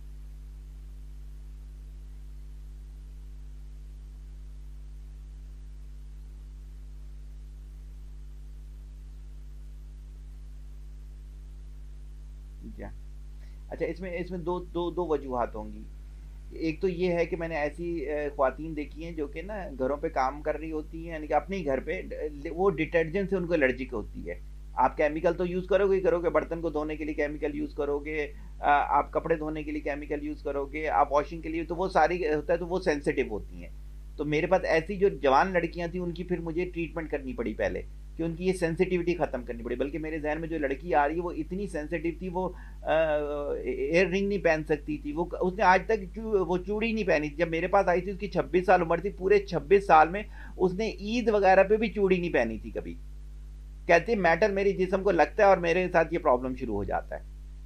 तो क्या हुआ, पहले उसकी अल्हम्दुलिल्लाह ट्रीटमेंट हुई और शादी में उसने पूरा अपना जेवर पहना, अल्लाह का शुक्र है, कोई कोई मसला नहीं हुआ। तो ये क्या है, ये एक दूसरा केस हो जाता है, ये सिर्फ सर्दियों का नहीं है। हाँ, कईयों का आपने देखा होगा कि सर्दियों में ना हाथों और पैरों की स्किन पूरी सांप की तरह उतरती है, ये थायराइड का केस होता है। तो ये एक और डायमेंशन हमारी अलहदा हो गई कि जब बहुत ही यूनिक कोई बीमारी होगी तो फिर उसका केस भी यूनिक हो जाएगा। तो उसमें क्या होगा, ऐसी डाइट यूज करनी पड़ती है जो थायराइड को इम्प्रूव करवा दे। किसी और ने कोई चीज पूछनी है? Okay, come to the point. तीसरा इसी जनरल प्रॉब्लम के अंदर मैंने लिखा हुआ है आपका, the process of eating and digesting food can actually increase our body temperature slightly, so it's natural that our body would signal for us to eat more as। अच्छा, बेसिकली हम उस तरह के एनिमल से मैंने कहा बिहेव कर रहे हैं कि हम अपना अपना बॉडी टेम्परेचर कंट्रोल करना है। तो उसमें जैसे इंटरनल टेम्परेचर अगर थोड़ा सा और इंक्रीज होता है तो जिसकी वजह से खुराक वगैरह जो है वो जल्दी हजम होना शुरू हो जाती है, तो हमें भूख बहुत ज्यादा लगती है। अब इसका तरीकाकार जो होता है वो ये होता है कि आपने हर दफा वही खाना नहीं खाना जो आपने रखा हुआ है, उससे तो वेट गेनिंग शुरू हो जाएगी और दूसरे तीसरे मसले शुरू हो जाएंगे। तो उसमें हम ये रखा करें, सैलिड की चीज़ें जो हैं वो खाई जा सकती हैं, ऐसी चीज़ें जो कि वेट गेनिंग ना हो और सीज़न की चीज़ें हों, जैसे मूली है, फुल ऑफ कैल्शियम होती है, तो वो आप यूज़ कर सकती हैं इसमें सर्दियों के पॉइंट ऑफ व्यू के साथ। अब भुने हुए चने जो होते हैं ये कर सकते हैं, ना वेट गेनिंग होते हैं ना आपको शुगर इंक्रीज करवाते हैं, कंट्रोल रहती है सारी चीज़। तो इन दोनों चीज़ों का आप इस्तेमाल कर सकते हैं। अगली मेरी स्लाइड है वो ये है कि आपका कि सर्दियों में नज़ले का हो जाना। सही हो गए, ये सबसे कॉमन होती है कि सर्दियां आई नहीं कि बच्चों के नाक बहना शुरू हो गए। अब इसके साइन एंड सिम्टम की तरफ हम आ जाते हैं कि क्या साइन होता है। बेसिकली कहा जाता है इसकी जो नज़ले की अकसाम है, रिसर्च ये कहती है कि 50 से ज्यादा अकसाम है इसकी। तो उसमें से जर्नल सी जो है वो हम ले लेते हैं कि किस तरह का होगा वो। किसी की नाक बहती है, किसी की नाक नहीं बहती। सही हो गया कि वो कहा जाता है जी नज़ला अंदर गिर रहा है, सही हो गया। गला खराब हो जाता है, खांसी होती है, कभी बलगमी होती है, कभी खुश्क होती है, सीने से हल्की हल्की आवाज आना, सर में दर्द रहना, बॉडी पेन होना, एंजाइटी होना, और लो ग्रेड फीवर जिसे हम कहते हैं 100 101 जिसे कहा जाता है, ये क्या हो जाते हैं, ये सिम्टम्स में आ जाते हैं। अच्छा जी, क्या इसमें एहतियातें क्या की जा सकती हैं? एहतियातें यही वाली चीज़ होती है कि हमें सफाई का ख़ास तौर पर ख्याल करना है कि अगर स्कूल में किसी को है तो उससे उसके दोस्त को लग सकता है, उससे दोस्त से फिर उसके घर वालों को लग सकता है। अब इसी तरह से बाहर हाथ मिलाने में और इन सब चीज़ों में थोड़ा सा सफाई का खास ख्याल कर किया जाए। 5 वक्त नमाज पढ़ी जाएगी, वुज़ू हो जाएगा तो उससे भी सफाई काफ़ी अच्छी हाथ में रह जाती है। अगर पूरे दिन में डेली बात हो जाएगा तो उससे बहुत बेहतरी हो जाएगी। फिर ये है कि आप बाहर से जब भी फ्रूट वगैरह लेकर आएँ उसको धो के इस्तेमाल करें। अच्छा, इसमें बड़ी प्यारी बात बताता हूँ कि बीबीसी की एक रिसर्च थी, जो छिलके के साथ फ्रूट खाए जाते हैं उसका 35% ज़्यादा फ़ायदा होता है। तो बिल्कुल इस्तेमाल करें, लेकिन आपको उसको धोना पड़ेगा ताकि वो साफ़ सुथरा हो जाए, फिर उसके ऊपर जो केमिकल लगे हुए होते हैं वो भी हट जाएंगे। अच्छा, फिर क्या है कि आपको कहवे का इस्तेमाल ज़्यादा करें। अच्छा, उसके बाद आप आ जाते हैं इसमें कि डाइट, चलिए मैं आगे जाके जनरल सी बता दूंगा, वरना ये है कि आप कहवा जो है उसको इस तरह से रख सकते हैं। अगर दिन में कोई 1 कप चाय का आपने रखा हुआ है तो उसकी जगह कहवे को रिप्लेस कर दें। उस कहवे के अंदर आप क्या डाल सकते हैं, दालचीनी डाल के एक डंडी डाल सकते हैं, थोड़ी सी सौंफ डाल सकते हैं, एक लौंग डाल सकते हैं, एक पीस लेमन का डाल सकते हैं आप उसके अंदर, थोड़ी सी हल्दी डालनी हो थोड़ी सी हल्दी डाल सकते हैं आप उसके अंदर। ये आपका बहुत अच्छा कहवा बन जाएगा। एक डंडे पत्ता पुदीने का और एक धनिया का डालना चाहे वो भी डाल सकते हैं। तो आपको ये बहुत आपको इंशाल्लाह पूरी सर्दियाँ ये है कि ये नज़ला नहीं होने देगा और सीना भी आपका साफ रखेगा। अगर हो जाता है नज़ला तो फिर क्या किया जाए ये तो मैंने एहतियातों के पॉइंट ऑफ व्यू के साथ बता दिया आपको। अगर हो जाता है तो फिर आपने क्या करना है, फिर लिक्विड का आपने इस्तेमाल बहुत ज़्यादा करना है कि इसमें होता क्या है कि जब भी आपको नज़ला होगा, जब भी आपको मोशन लगेंगे या बॉडी से लिक्विड किसी भी फॉर्मेट में निकल रहा होगा, तो सोडियम की डेफिशिएंसी बहुत ज़्यादा होती है बॉडी में से। जब सोडियम की डेफिशिएंसी बहुत ज़्यादा होगी ना तो बॉडी एक बहुत ज़्यादा हो जाता है, जिस्म में दर्द बहुत ज़्यादा है। तो उसके लिए आपने क्या करना होता है कि विटामिन सी ज़्यादा यूज़ करना होता है, तो ऑरेंज जूस पी लें, सही हो गया। आप ORS भी यूज़ कर सकते हैं, बस ये है कि ORS थोड़ा सा तासीर के लिहाज से ठंडा होता है तो हो सकता है कि आपको वो तंग करे, लेकिन ये है कि आप इस चीज़ को कर सकते हैं। अगर आपका केले से वो ख़राब नहीं होता, गला ख़राब नहीं होता तो आप केला खा सकते हैं, कोई ऐसी बात नहीं है। लेकिन ये है कि लिक्विड का इस्तेमाल आपने बहुत ज़्यादा करना है, जितना ज़्यादा लिक्विड का इस्तेमाल करेंगे उतना बेहतर होगा। अगर आप वो जो मैंने कहवा बताया वो नहीं इस्तेमाल कर सकते तो उन सब चीज़ों में से सिर्फ एक ही चीज़ कर लें, अदरक वाला कहवा पी लें। भाई उसके अंदर एक पुदीने का पत्ता और एक आप धनिया का पत्ता डाल के उसे इस्तेमाल कर लें तो ये काफ़ी हद तक जो है वो बेहतर हो जाएगा। मेडिकल में इसकी कोई ट्रीटमेंट नहीं है, ये जो ट्रीटमेंट होती है ना ये भी एक सिर्फ आसरा है, ये भी मैं आपको बता दूं। आज भी अमेरिका के अंदर कॉज ऑफ डेथ सबसे ज्यादा ये फ्लू है, सही हो गया। अब उसमें जो है वो वैक्सीन लगती है तो वो पूरे साल के लिए होती है, लेकिन वैक्सीन का एक साइड इफेक्ट है जो कि कोविड वैक्सीन में मुझे बहुत ज़्यादा देखने को मिला। मैंने पहले सिर्फ इंडिया की रिसर्च पढ़ी थी, लेकिन अब मैं अपने पेशेंट्स को भी देखते हुए बिल्कुल गारंटी के साथ कह सकता हूँ कि उन्होंने इम्यून सिस्टम को बहुत ख़राब कर दिया। मेरे ऐसे पेशेंट जो कि आम बीमारी को अल्हम्दुलिल्लाह उनकी बॉडी कुछ समझती ही नहीं थी, लेकिन क्या है कि इसके जब से उन्होंने कोविड की वैक्सीन यूज़ किया अब उनकी बॉडी रिस्पॉन्स चेंज हो गया। तो आप ये इसकी वैक्सीन तो लगवा सकते हैं, पाकिस्तान में भी लगती है, आसान में कराची में बिल्कुल लगती है, आप सीज़न शुरू हुआ और उसकी शॉट लगवा लें। लेकिन फिर ये है कि आपकी बॉडी की इम्यूनिटी थोड़ी सी वीक हो जाएगी। इम्यूनिटी हम स्ट्रॉन्ग करने के लिए वैक्सीन के बजाय हम डाइट पे जाएंगे, जो कि मैं इंशाल्लाह आगे बताता हूँ, यहाँ तक किसी ने कोई सवाल करना हो।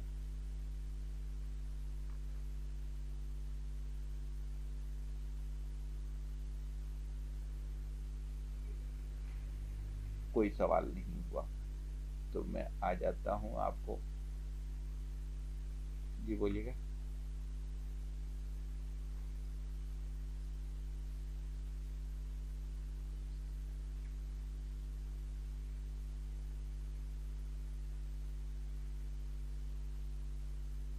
कसूर केस कैसे है?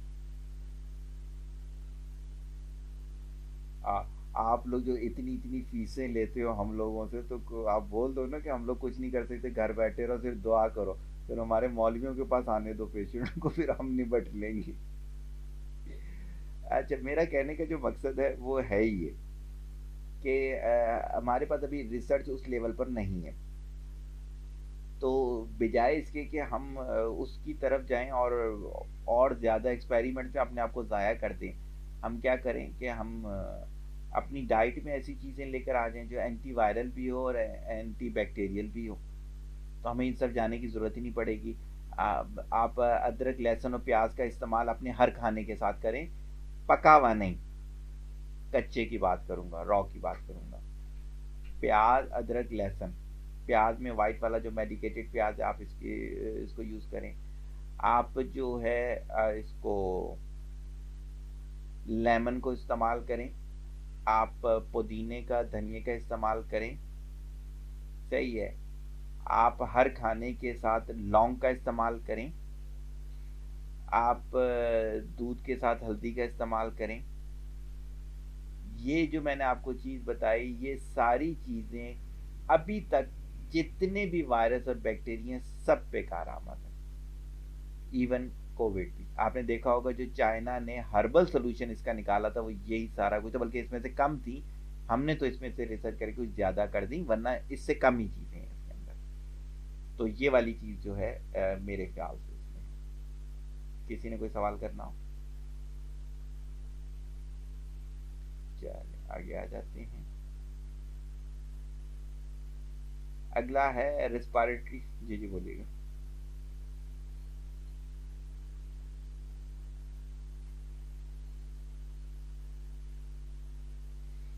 बॉडी टू बॉडी, देखिए बॉडी टू बॉडी जो है ना, वो वेरी करेगी चीज, ये आप याद रखिएगा इस चीज के लिए कि आज के दौर में बाकायदा यहाँ तक कहा जाता है कि आपके जितने बेसिक पैरामीटर, मेरे पास ऐसी खातून भी मौजूद हैं जिनका 200 वो है बीपी रहता है और आइडियल बीपी है उनका, और मेरे पास ऐसा भी पेशेंट मौजूद है जिसका जो है वो 65 रहता है और आइडियल है।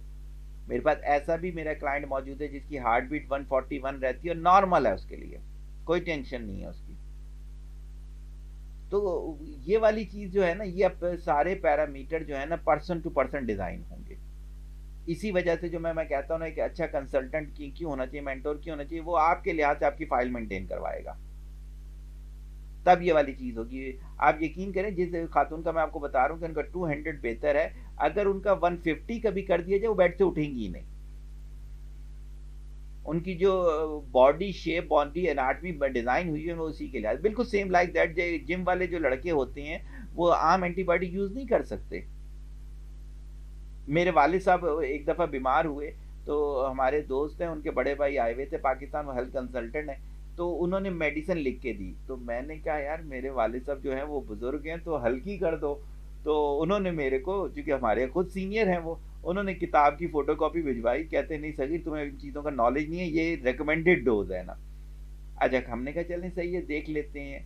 अभी हमने डोज दी नहीं थी, तो हमारे जो एक सीनियर डॉक्टर है, अब्बू के हम उम्र भी थे, दोस्त भी थे, उनसे हमारी बात होगी तो वो घर आ गए। उन्होंने देखा तो उन्होंने हंस के कहा हाँ बिल्कुल सही लिखा, लेकिन बुजुर्ग पेशेंट को ये डोज तोड़ तोड़ के देनी पड़ेगी। उन्होंने मेरे से गोली ली, उसके 3 टुकड़े कर दिए, कहते सुबह दोपहर शाम। देखिए person to person bookish knowledge change हो जाता है, इसी को एक्सपीरियंस कहते हैं। सही है। तो अगर किसी को एक कहवा जो अभी मैंने बताया ये ड्राइनेस कर रहा होगा, अब देखें ये यहां से तजर्बा शुरू होगा हमारा, अगर वो फीमेल होगी तो उसके साथ अलसी के बीज यूज करवा दें उसको, तो वो नहीं करेगी। अगर वो मेल होगा तो उसको क्या करें कि दिन में किसी एक टाइम पे एक बाउल सूजी का हलवा खिलवा दें, तो उसको वो ड्राइनेस नहीं होगी। कोई और क्वेश्चन किसी ने करना हो? आगे आ जाते हैं। रेस्पिरेटरी सिस्टम अगर डिस्टर्ब हो, आरएसवी वायरस कहते हैं, आरएस वायरस कहते हैं इसको, कि इसमें क्या हो रहा होता है, यानी कि सांस का मसला होगा, जैसे नाम से आपको पता चल रहा है। तो क्या होगा कि जैसे दमे में आवाज आती है सीटी की, जब सांस लेता है तो सांस के ऐसे लगता है किसी पाइप में से आ रहा है, क्योंकि लंग्स सुकड़ रहा होता है, उसके बेसिकली उसमें बलगम भर गया होता है, उसमें इन्फेक्शन हो गया होता है लंग्स की तरफ, जिसकी वजह से ये वाली चीज हो रही होती है। ये आरएनए प्रॉब्लम है। एक होता है ना, एक दो तरह के प्रॉब्लम होते हैं, एक डीएनए प्रॉब्लम होता है, एक आरएनए प्रॉब्लम होता है। ये तो आरएनए प्रॉब्लम कहलाता है, इस वजह से बहुत ज्यादा कॉम्प्लिकेटेड नहीं कहलाता। डीएनए प्रॉब्लम जितने होते हैं वो ज्यादा कॉम्प्लिकेटेड होते हैं। अब यहाँ पर भी वही बात करूंगा कि इसकी भी अभी तक कोई ट्रीटमेंट नहीं बनी है। सही है। एंटीवायरस हाई लेवल का आपको यूज करवाया जा सकता है, उसके साथ सपोर्टिव मल्टीविटामिन सब, तो वो फार्मूला हर डॉक्टर का अपना अपना इलाका अलहदा होगा, हर डॉक्टर तुक्का मार रहा होगा। सही होगी। तो इस वजह से इसकी कोई मेडिसिन अभी नहीं है। इसमें भी आपकी बचत कब होगी? इसमें बचत होगी, देखें मैंने आपको क्या क्या बताया वो बार बार बता रहा हूँ। पहले से डाइट प्लान अच्छा होना चाहिए आपको। आप किस तरह से अपनी डाइट प्लान को तरतीब दें, आपने सर्दियों में कम अज कम हफ्ते में 2 दफा, और ज्यादा दफा 7 दिन भी हो सकता है, लेकिन चले 2 दफा ही, 2 दफा आपने सूप रखनी है। फॉर एग्जाम्पल हम इसको इस पूरे अब स्केड्यूल को लेके चलता हूं मैं आपके, मंडे को और थर्सडे को आपने सूप रख ली। कौन सी सूप? मर्जी है जी आपकी जो पकानी है। हाँ, ये जो क्यूब मिले हुए होते हैं ना, बनी बनाई जिन्हें सूप कहते हैं, ये जहर होता है। बाकायदा मैं जगह यूज कर रहा हूं, जहर होता है। सही होगी इस चीज में, वो जहर नहीं कीजिएगा, खुद से बनाइएगा। बोलेंगे उसकी भी रेसिपी शेयर कर दूंगा, मुझे लगता है मैंने कहीं ना कहीं की भी है। तो जितना कुछ मैं आपको बता रहा हूँ सब का सब मैं अपने क्लाइंट्स को बता रहा हूँ, उसमें से कोई भी ऐसी चीजें जिसमें होमवर्क ना हो। तो आपने क्या करना है, आपने चिकन कॉर्न सूप अगर बनाते हैं वो कर लें। इससे भी बेस्ट जो है वो मुर्गी के पंजों का सूप है, बेस्ट है बहुत ज्यादा। सही हो गया, फुल ऑफ एनर्जी है। तो आपने पीर और जुमरात कर लिया सूप। आपने फिर क्या करना है, बुध और हफ्ता, वेडनेसडे एंड सैटरडे आप मछली कर लें। और ये सारी चीजें पाकिस्तान में सस्ती हैं, पंजे अभी भी बहुत सस्ते हैं, अभी भी मछली सस्ती है। आप ये नहीं कहिएगा सर हमारा बजट इंक्रीज करवाने शुरू हो गए। बिल्कुल, मैं तो घर वाली चीजें इस्तेमाल करवा रहा हूं। अच्छा, ये भी चीज हो गई। कहवे की भी इसी तरह से 3 दिन कोई भी रख लें, 5 दिन ना भी रखें, चले 3 दिन रख लें आप कोई भी। सही हो गया, ये वाली चीज हो गई आपकी। फिर क्या है, इसका अदरक लहसुन और प्याज देसी होंगे तीनों चीजें, इनका पेस्ट बना लें और आधी चम्मच या उससे भी कम क्वांटिटी उसकी डेली की हैबिट डाल लें। हल्दी दूध के साथ इसकी हैबिट डाल लें। बच्चे मौसम का फ्रूट, आप आज की तारीख लिखें और आज से ये काम शुरू करें। आप देखिएगा पूरी सर्दियों के बाद कहीं पर अगर कोई डिजीज आपको करीब से भी गुजरी तो फिर बताइएगा। अभी हालांकि मैं आगे आ रहा हूं इसमें, यहां तक किसी ने कोई सवाल करना हो।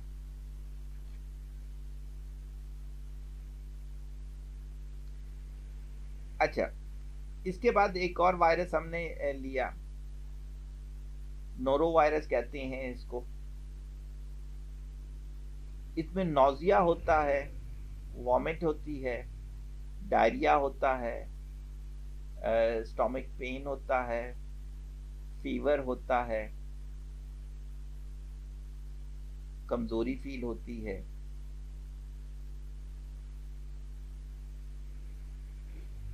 कोई इसकी वैक्सीन अवेलेबल नहीं है, कोई इस तरह की डायरेक्ट ट्रीटमेंट उस तरह से नहीं है इसकी भी। अ, गंदगी की वजह से होता है, अ, खाना प्रॉपर, जैसे मैंने बताया था, बाहर से सब्जी आए, वो गंदी हो, सही धुली भी ना हो, आपने धोई नहीं उसको, उसकी वजह से हो गया। या आपका जो पानी था, हमारे घरों पे जो पानी आता है ये भी इतना वो नहीं होता, इसको आपको बॉईल करना पड़ता है, वो आपने बॉईल ना किया हुआ हो, उसके साथ से ये मसला हो जाता है। अ, आपने बाहर से आए गंदे हाथों के साथ ही पकाना शुरू कर दिया, उसकी वजह से हो जाता है। आम तौर पे घरों में नहीं होते, बाहर ही से आ रहा होता है ये वाला वायरस जो है। परेशान कुन जरूर है, जितने भी हैं ये सारे के सारे बिगड़ के बहुत ज्यादा परेशान कुन बन जाते हैं। अगर आप अपनी डाइट जो मैंने बताई ये डाइट रखें, लिक्विड इनटेक ज्यादा रखें, ब्रीथिंग एक्सरसाइज मैंने कहा हर नमाज के बाद, प्रेशर पॉइंट्स हर नमाज के बाद। मसाज थेरेपी पे मैं भी नहीं आ रहे थे कि कुछ को आती है करना अपने आप को, कुछ को नहीं आती, वरना ये सब चीजें हो तो इसका ड्यूरेशन 3 दिन होगा। जितने भी अभी तक मैंने ऊपर से आपको बीमारियां बताई, सिर्फ हार्ट और किडनी वाले को छोड़ दें।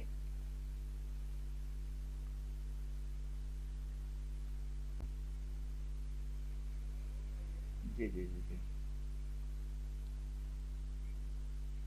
अच्छा खैर, मैं जनरल बोल रहा था, मैं दोबारा बोलता हूँ, अगर कोई आगे पीछे हो तो कोई मुझे बताए कि मैंने पहले क्या बोला था क्या। मैंने कहा मंडे और थर्सडे को आप रख लें सूप, तो जो भी दिल करे। वैसे मैंने कहा कि हम चूंकि अप्पू के साथ पंजों को बड़ा शौक करते थे, और मैंने भी एक रिसर्च पढ़ी भी है, तो उसमें मुझे बहुत ही बेहतर लगा, और मैंने कुछ जिम के जो मेरे हैं बॉडी बिल्डर उनको तैयार कर रहा हूँ, तो उनको मैंने बोल भी दिया, तो बहुत अच्छा रिजल्ट है इसका हर लिहाज से। मंडे और थर्सडे को वो हो गया, तो उसके बाद आ गया वेडनेसडे और सैटरडे को हम, मैंने कहा मछली कर लें।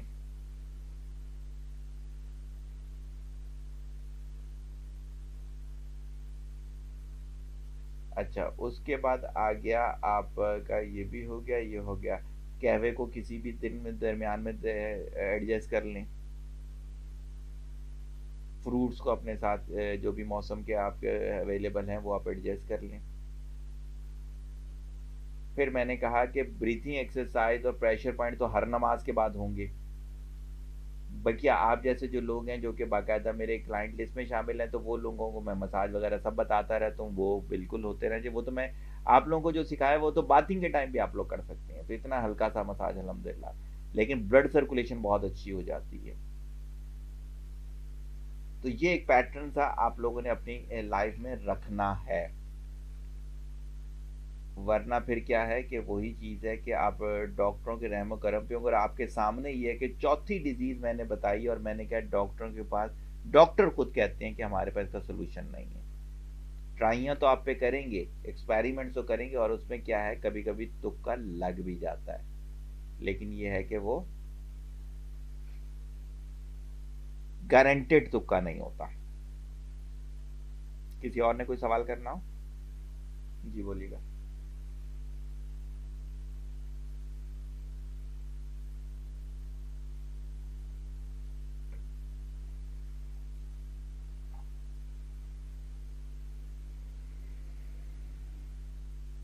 यार जब, अच्छा अच्छा, इसकी ये बड़ी सादा सी बात है, इसका वो है कि सादा सी चीज है। आप घर बनवाओ, या फिर आपने यहाँ से जाना हो इस्लामाबाद, आप घर बनवा रहे हो, तो वो जो घर बनाने वाला है ना, वो बोले यार देखो एक बात बताऊं, 50-50 चांस है तुम्हारा घर गिर भी सकता है, बना तो मैं दूं, लेकिन गिर गया तो मेरी जिम्मेदारी नहीं है। क्या आप ऐसे ठेकेदार से घर बनवाओगे?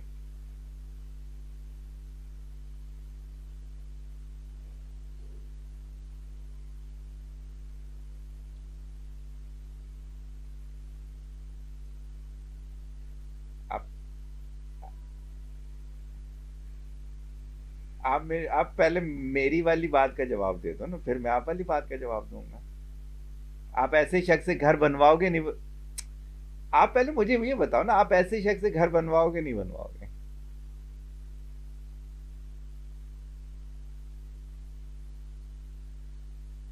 मैंने सवाल सिर्फ ये पूछा है कि वो शख्स आपसे कह रहा है कि 50% चांस है घर गिर भी सकते हैं और नहीं भी।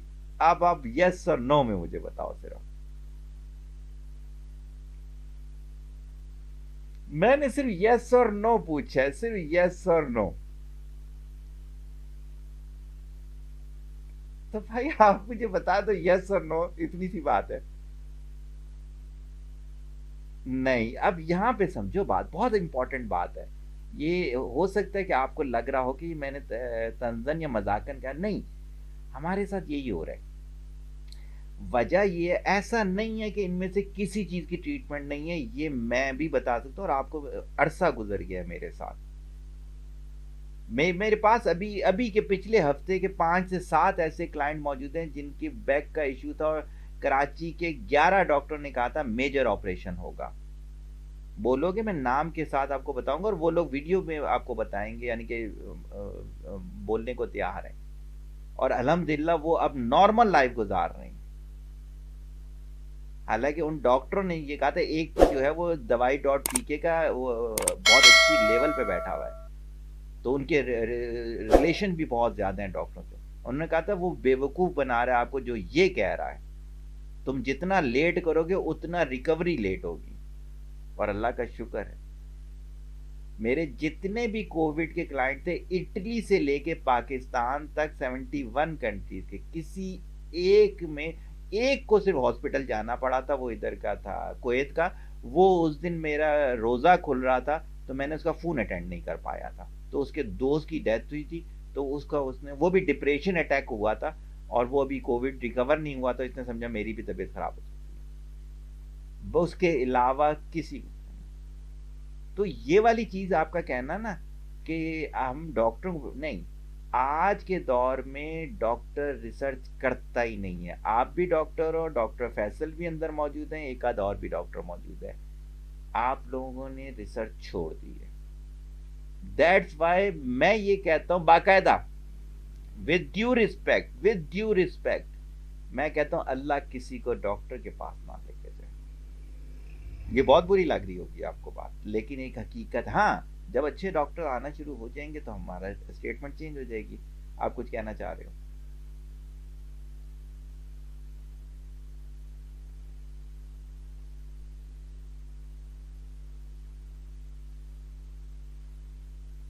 दम दुरूद की तरफ तो मैं आ ही नहीं रहा, मैं तो अभी आज मेडिकल की बातें कर रहा हूं, अभी तक मैंने कोई दम दुरूद वाली बात नहीं की है। नहीं नहीं, मैं तो अभी मेडिकल पे आ रहा हूँ ना, इस चीज के लिए। आप मुझे चले कोई एक ऐसा डॉक्टर बता दें जिसके पास मैं ब्लाइंडली पेशेंट भेज दूं, कोई एक बताएं, चलें। नाम लें, आज ओपन फोरम पे नाम लें। गायनी गायनी का नाम बता दें, चलें, छोड़े, गायनी पर ही आ जाता हूँ।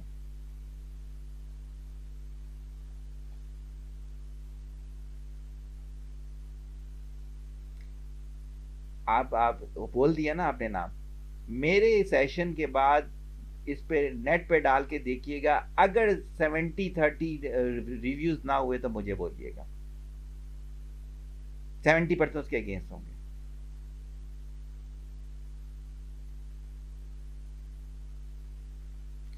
100% की बात नहीं है, देखो जिंदगी मौत अल्लाह के हाथ में होती है, लेकिन जैसे मैं आपको छोटी सी बात बताऊं, आप चूंकि अब कंसल्टेंट बन गए हो तो इस वजह से आपको ये चीज पता होनी चाहिए। अब जो मैं अगली बात करने जा रहा हूँ, होता ये है कि हम उस शख्स को एक अच्छा वो गिनते हैं, लेवल देते हैं उस शख्स को जो कि जब उसके सामने कोई प्रॉब्लम आए ना, उसको कंप्लीट एक्सप्लेन कर सकता हो वो।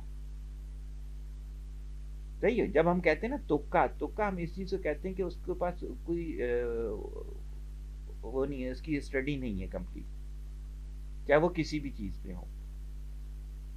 तो दैट्स वाई ये वाली चीज जो है ना, वो इसी वजह से मजबूरी बन जाती, जो तो आपने बात की ना पीरों की, इसी वजह से वहां पे रश ज्यादा है कि हमारे इधर के डॉक्टर भी पीरों वाला काम ही कर रहे हैं।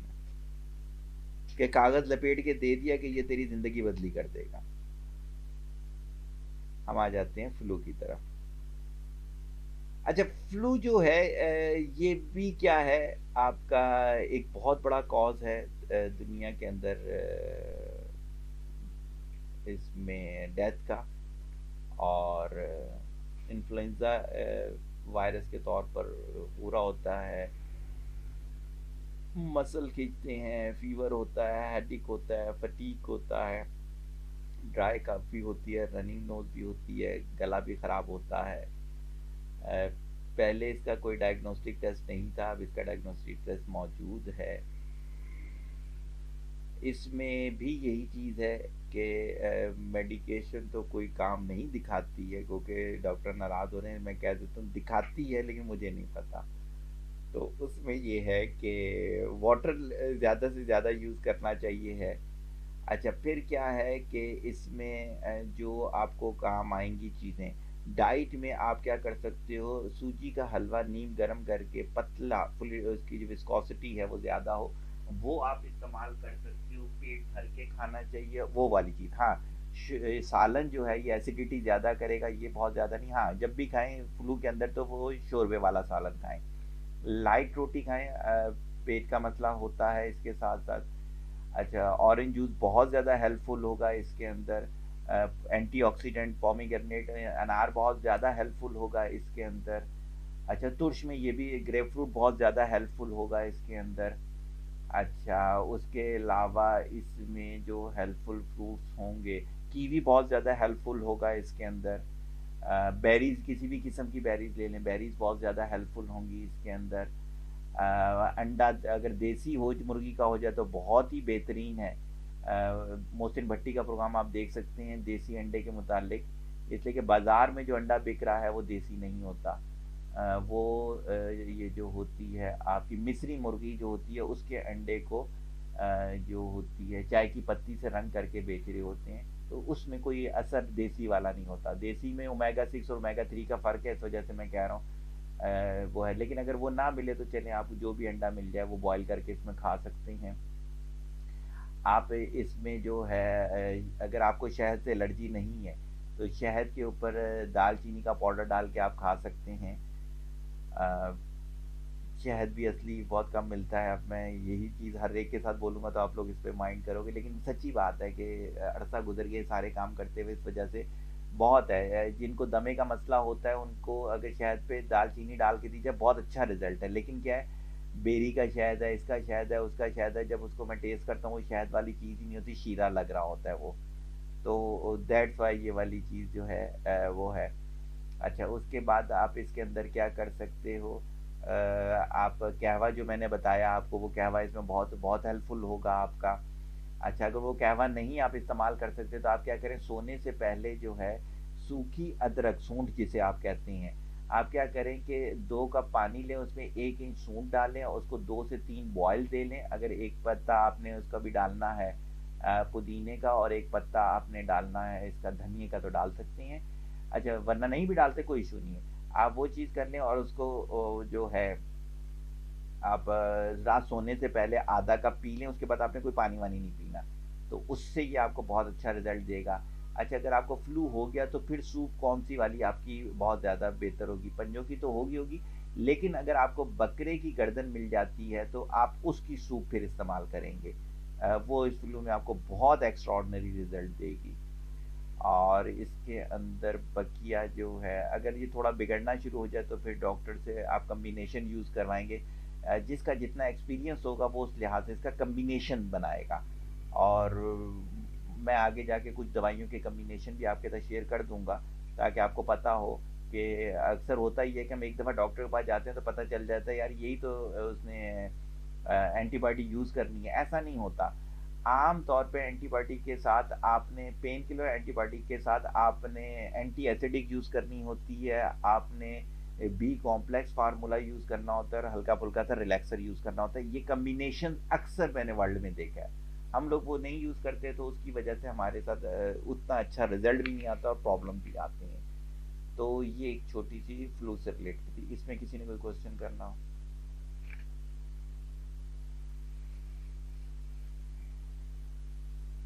सही हो गया। अच्छा जी, हम आगे आ जाते हैं। नमूनिया बहुत ज़्यादा वो है कि परेशान कुन चीज़ जो होती है, नमूनिया या डबल नमूनिया भी जिसे आप कह सकते हो, लाइफ थ्रेटनिंग डिजीज़ है। लंग्स का वो है, बैक्टीरियल वायरल अटैक है। तो क्या साइन एंड सिम्टम इसमें होते हैं कि आपका बलगम बनना शुरू हो जाता है, ग्रीन कलर का होता है, हाई ग्रेड फीवर हो रहा होता है, कपकपाहट जिस्म में बहुत ज़्यादा होती है।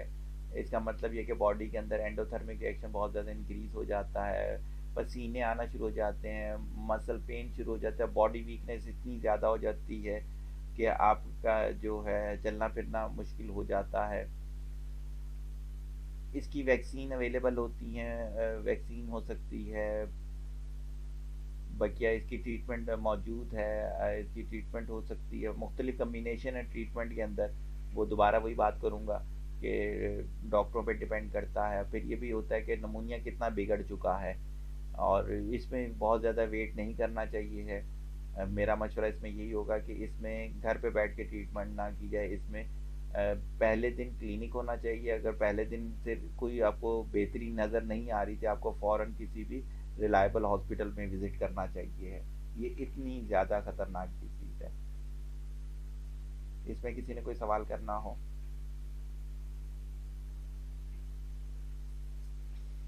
अच्छा, इससे आगे आ जाते हैं कि हमारा जो है आपका एक्यूट एयर इन्फेक्शन, कान में बहुत ज़्यादा, मैंने बताया कि नज़ले की वजह से क्या होता है कि आपका नाक से कान की तरफ जो ट्यूब जा रही है वो अक्सर बंद हो जाती है। डॉक्टरों के पास इसका सिर्फ ऑपरेशन हल है। कोशिश ये करनी चाहिए स्टीम से खुल जाए तो बहुत बेहतर है। और फिर क्या होता है कि ये ड्राइनेस की वजह से और इसकी वजह से, प्रॉपर सफाई ना होने की वजह से कानों का इन्फेक्शन सर्दियों में बहुत ज़्यादा बढ़ जाता है। स्मोकिंग की वजह से कानों में इन्फेक्शन बहुत ज़्यादा बढ़ जाता है। साइनस इशू की वजह से कान में इन्फेक्शन बहुत ज़्यादा बढ़ जाता है। तो इन सारी चीज़ों की वजह से कभी कभी यह है कि सुनाई भी कम देने लगेगा, और बैलेंस ख़राब हो जाता है बॉडी का। बहुत सारे प्रॉब्लम इससे जनरेट होती हैं। तो इसमें यह है कि प्रॉपर सफाई होनी चाहिए, ख़ासतौर पे जब भी नहा के निकलें तो लाजमन साफ़ करें, कॉटन बिड से साफ़ करें। वैसे वो इतनी अच्छी सफाई यूज़ नहीं करता। इसके लिए जो इंस्ट्रूमेंट्स आते हैं वो आमतौर पे मिल जाते हैं और वो इतने नुकसानदेह नहीं होते। घरों पे रखने चाहिए वो। अ, वो वाले वैक्यूम वाले भी मिल जाते हैं और दूसरे इंस्ट्रूमेंटल भी मिल जाते हैं, उनसे सफाई होती रहनी चाहिए है। या फिर एक और काम करना चाहिए, हफ्ते में एक दफ़ा जो है जो हाइड्रोजन पर ऑक्साइड मिलती है जो सफाई के लिए, तो वो सोते वक्त दो दो ड्रॉप जो है दोनों कानों में डाल दिए जाएं और सुबह उठ के अच्छी तरह साफ़ कर दिया जाए, तो वो बहुत अच्छी सफाई हो जाएगी। लेकिन क्या है कि सफाई होते रहने चाहिए। और डाइट में मैं जैसे चीज़ें मैंने आपको बताई हैं वो सारी चीज़ें इस्तेमाल होनी चाहिए। उससे फिर क्या होगा, जबकि ड्राइनेस होगी ही नहीं तो ऐसी जगहों पे प्रॉब्लम नहीं होगा कि नाक कान वगैरह बच्चे सारी चीज़ें। जब इन्फेक्शन हो जाएगा तो आपको डॉक्टर को ज़रूर विज़िट करना चाहिए, इसलिए देखना पड़ता है कि बैक्टीरियल फंगस हुआ है या फिर वायरस ने कोई इन्फेक्शन क्रिएट किया है, और फिर उसको देखते हुए डॉक्टर जो है दोनों तरह की दवाइयाँ दे सकता है। इसमें किसी ने कोई सवाल करना हो? जी बोलिए।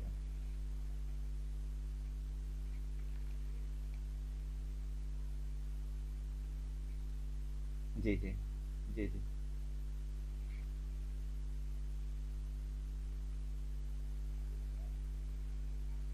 जी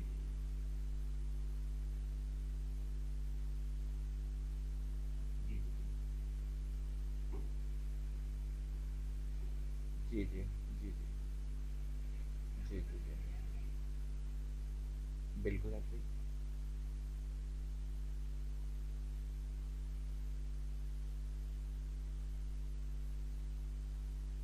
बिल्कुल सही। बिल्कुल सही है।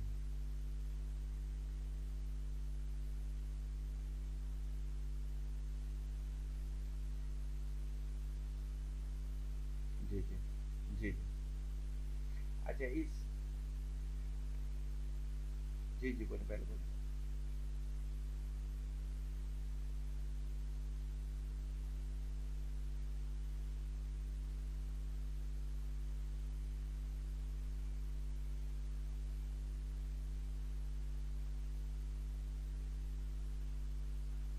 सही है, बिल्कुल एक एक ड्रॉप कर लें आप।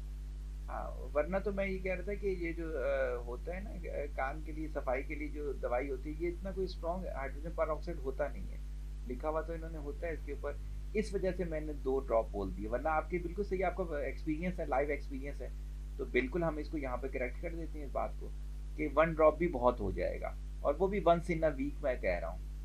तो इंशाल्लाह ताला ऐसा कोई प्रॉब्लम नहीं होगा। और साथ में फिर ये है कि कभी कभार कोकोनट ऑयल जो है वो आपने लगा दिया, तो उसकी वजह से जो छोटा मोटा प्रॉब्लम हुआ अंदर वो हो जाएगा, क्योंकि ये जो होता है ये जख्म को क्योर करता है कोकोनट ऑयल, तो वो चीज़ हो जाएगी। अच्छा फिर आपने, जी जी जी जी, अब इंस्ट्रूमेंट जो है मैं ये ना आप लोगों के साथ ग्रुप में शेयर कर दूंगा। मैंने बेसिकली अली एक्सप्रेस से बहुत सारे मंगाने की कोशिश की, लेकिन दरमियान में वो कोविड की वजह से वो नहीं आ रही थी, शिपमेंट्स नहीं आ रही थी, आया नहीं, तो उसकी मैं फिर तस्वीरें शेयर कर दूंगा। तो वो बेसिकली घरों पे आम तौर पे इस्तेमाल हो जाए तो कोई नुकसानदेह नहीं होगा। हाँ, जो 10 साल से छोटी उम्र का बच्चा है उसके लिए पेरेंट्स खुद इस्तेमाल करें, लेकिन 10 साल से बड़ी उम्र का बच्चा उसको इस्तेमाल कर सकता है। तो वो ये है कि मेटेलिक भी होते हैं, नॉन मेटेलिक भी होते हैं, दोनों तरह के कोई भी सेफ एंड देख के अपनी फैमिली की बिहेवियर को देखते हुए वो आप इस्तेमाल कर सकते हैं।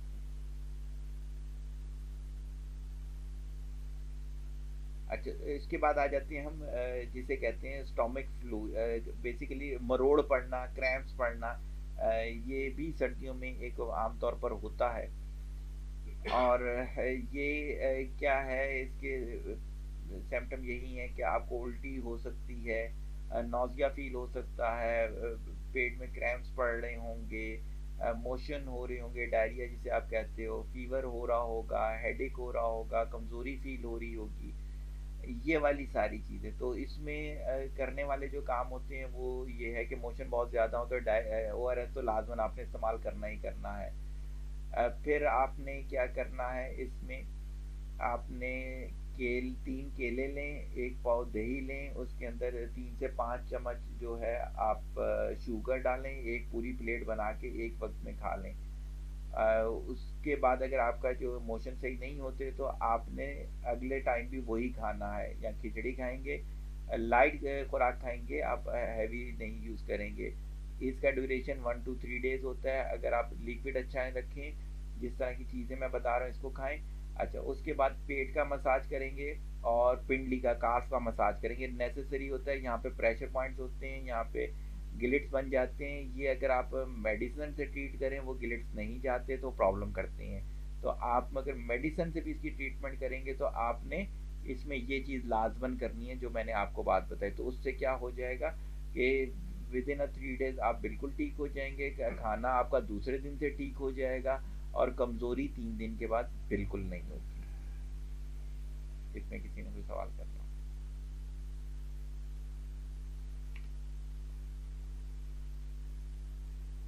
स्ट्रेप थ्रॉट ये है थ्रॉट इन्फेक्शन हो जाना, गले आ जाना, जिसे आप तौर पे कह रहे होते हो। अगर आपका जो है बलगम नहीं बन रहा अभी, और सिर्फ थूक जो है वो थोड़ा सा गाढ़ा हुआ है, तो एलर्जी हुई है जिसकी वजह से ये हो गया, आप गरारे कर सकते हैं, नीम गर्म पानी में नमक डाल के आप गरारे कर सकते हैं। अगर आपको बीपी का मसला है तो आप ये जो होती है डिस्प्रीन होती है उसके गरारे कर सकते हैं, आप उसके ना करें, नमक के गरारे ना करें। आप गले का मसाज कर सकते हैं, थ्रॉट मसाज जिसे कहा जाता है। इसके जो गिलिट्स बनते हैं, जो नॉट्स बनते हैं, ये कलाई पे बनते हैं। आप मसाज के थ्रू, ये नेट पे अवेलेबल भी हैं, तस्वीरें ना हो मेरे से भी तस्वीरें ले सकते हैं इस मसाज की, आप ये कर सकते हैं।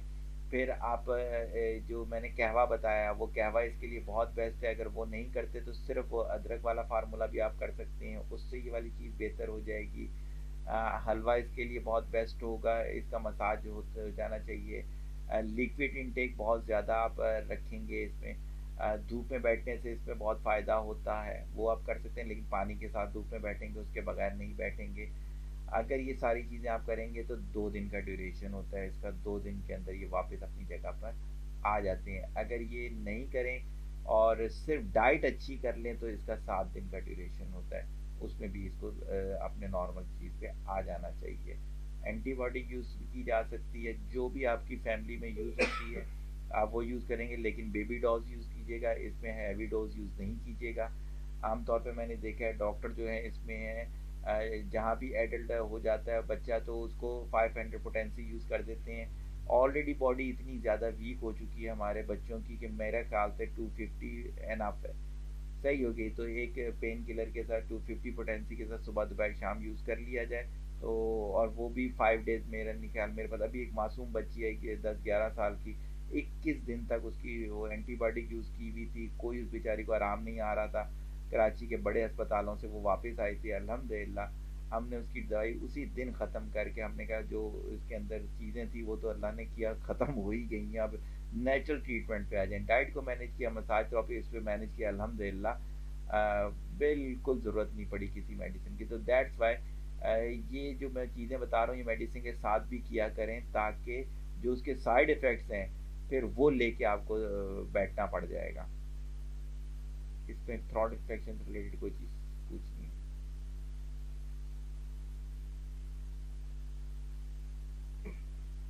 इससे अगली स्लाइड जो मेरी है वो है कि एयर पोल्यूशन को मैंने बताने की कोशिश की है। सर्दियों में बेसिकली क्या होता है, हैवी इन्वायरमेंट होता है कि जो जब धूप पड़ती है, जो मैंने शुरू में बताया कि धूप काफ़ी ज़्यादा गर्म होती है सर्दियों की, तो ये जो कचरा होता है वो एवोपोरेट होता है। एवोपोरेट होके वो ऊपर जब जाता है तो ऊपर जो है वो लेयर होती है जिसकी वजह से वो ऊपर नहीं जा सकता। गर्मियों में वो उससे बहुत ज़्यादा ऊपर चला जाता है। जो सांस की बीमारियां ज़्यादा होने का वजह है वो ये वजह है कि ये बहुत ही नीचे लेवल पे होता है, और जैसे जैसे हमारी पोल्यूशन बढ़ रही है इसका लेवल बहुत नीचे होता जा रहा है। आप कभी किसी बड़ी बिल्डिंग पे चढ़ के देखें तो आपको बाकायदा एक लेयर नज़र आएगी कचरे की। तो इस वजह से मास्क का इस्तेमाल ज़रूर करें। बच्चियां जो हैं वो पर्दा करती हैं उसी से कवर हो जाता है माशाल्लाह, उनको मास्क भी यूज़ करें तो बेहतर हो जाएगा। लेकिन जो लड़के हैं उनको मास्क यूज़ करना चाहिए कहीं पे भी ट्रैवल करते हो। और एक मास्क को एक हफ्ते नहीं चलाना होता, मैंने ये भी देखा है कि लोग एक एक मास्क एक हफ्ता चलाते हैं तो भाई वो कचरा ही फिर अंदर जाना शुरू हो जाता है। आप रीयूजेबल मास्क बनवाएं और आप क्या करें 3 से 4 मास्क रखें। एक आपने यूज़ किया तो 3 धुले हुए होने चाहिए, दूसरे दिन दूसरा यूज़ किया तो बकिया धुल जाना चाहिए, सही हो गया। तो ये वाली चीज़ अगर आप करेंगे तो इंशाल्लाह ताला आप काफ़ी हद तक बच सकते हैं, क्योंकि ये हमारे सेंसर जो हैं नाक और मुंह, यहाँ से बैक्टीरिया नहीं इन्होंने या फिर आपके हाथों से इन्होंने, ये दोनों चीज़ें आप अच्छे तरीके से कवर रखें और धो के रखें तो काफ़ी हद तक चांस है कि बैक्टीरियल वायरल से बच सकते हैं। इसमें किसी ने कोई सवाल करना है?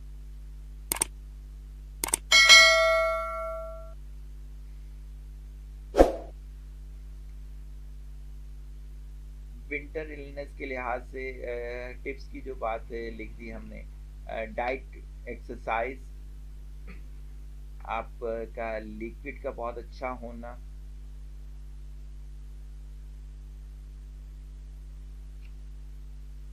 आपने डाइट जो है वो हेल्थी खानी है, बाहर के खाने बिल्कुल क्रॉस कर दें। और उसके बाद आ गया आपने फ्रूट्स जो मौसम के हैं वो रेगुलर यूज़ करने हैं, लिक्विड अच्छे से अच्छा यूज़ करना है, पानी को नीम गर्म जो मैंने तरीका बताया उस तरह से इस्तेमाल करें। कहवा सूप, इसका पैटर्न बनाएंगे, एक ही दिन सारी चीज़ें, जैसे मछली भी ले ली, कहवा भी ले लिया, सूप भी ले ली, तो आपको नींद ही नहीं आएगी, इतनी एंग्जाइटी हो जाएगी, आपको हार्ट बर्निंग हो जाएगी आपको। तो ये जो मैंने पैटर्न बताया इस पैटर्न पर ही आपने इस्तेमाल करना है। बाथिंग वगैरह कोशिश करें डेली हो जाए, नहीं हो सकता ऑल्टरनेट डेज में हो जाए। लेकिन क्या है कि आपको ये चीज़ ख़ास तौर पे रखनी है कि जितना ज़्यादा आपके पानी से सफाई नहीं होगी उतना ज़्यादा आपके लिए बैक्टीरियल अटैक होना आसान हो जाता है। अच्छा, उसके बाद आपका आ जाता है कि ड्रेस तो डेली फिर आपको चेंज करना पड़ेगा अगर बाथिंग नहीं भी कर रहे, क्योंकि उससे फिर क्या है कि बैक्टीरिया उससे भी इन हो सकता है। फिर इंटरेक्शन जो है ख़ास तौर पे बच्चे हमें बहुत अच्छे लगते हैं, हम बच्चों से प्यार करते हैं, बाहर से आए हमारे हाथ भी गंदे हमारे मुंह भी गंदा, हम उठाएंगे उससे प्यार भी करेंगे चूमेंगे भी उसको, तो उस बेचारे का कोई कसूर भी नहीं होता और हम उसको अपने बैक्टीरिया से ट्रांसफ़र कर देते हैं। सबसे पहले आप लोगों को ये करना चाहिए, बाहर से आने के बाद हाथ धोने के बाद आपने जिससे भी मुलाकात करनी है वो मुलाकात करें। फिर ये है कि आपने स्ट्रेस जो है वो कम से कम लेना है, उसके लिए आपको वॉक बहुत अच्छी करनी है, आपको जो है एक्सरसाइज अपनी रेगुलर करनी, 1 आवर आपका जो है वो इसमें जाना चाहिए, 30 मिनट एक्सरसाइज वॉक होनी चाहिए, 30 मिनट की एक्सरसाइज मिनिमम होनी चाहिए है। तो आपका क्या है कि बहुत अच्छा हो सकता है कि इन तमाम चीज़ों से लड़ना। फिर मैंने आपको बताया प्याज अदरक लहसुन का, इन साहब ने पूछा मेरे से कि अगर हम उसे रॉ फॉर्म में सैलेड के साथ खा लें, बहुत अच्छी बात है, आप सही है, पेस्ट नहीं बनाते, आप उस तरह से खा लें, लेकिन डेली बेसिस पे आपने जाना है, इसको कितने इंटेक करना है। फिर मैंने कहा आपको कि आपने लौंग जो है वो हर खाने के साथ खाना है, आखिरी निवाले के अंदर खा लेंगे तो एसिडिटी भी नहीं होगी, ये एंटी वायरल भी होता है, एंटी बैक्टीरियल भी होता है। विटामिन सी का इस्तेमाल आपने ज़्यादा करना है, विटामिन सी के सोर्सेज आप नेट पे सर्च भी कर सकते हैं, आपको पता है सबको, सिट्रस फूड जितने होते हैं इनके अंदर विटामिन सी मौजूद होता है।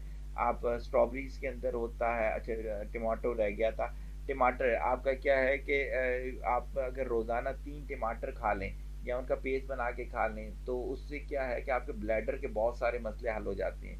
सर्दियों के अंदर ब्लैडर भी सेंसिटिव हो जाता है, उसका भी इशू है किडनी के साथ, मैं इसको भी डिस्कस करना चाहता था, ये हो गया, ऊपर से गुजर गया।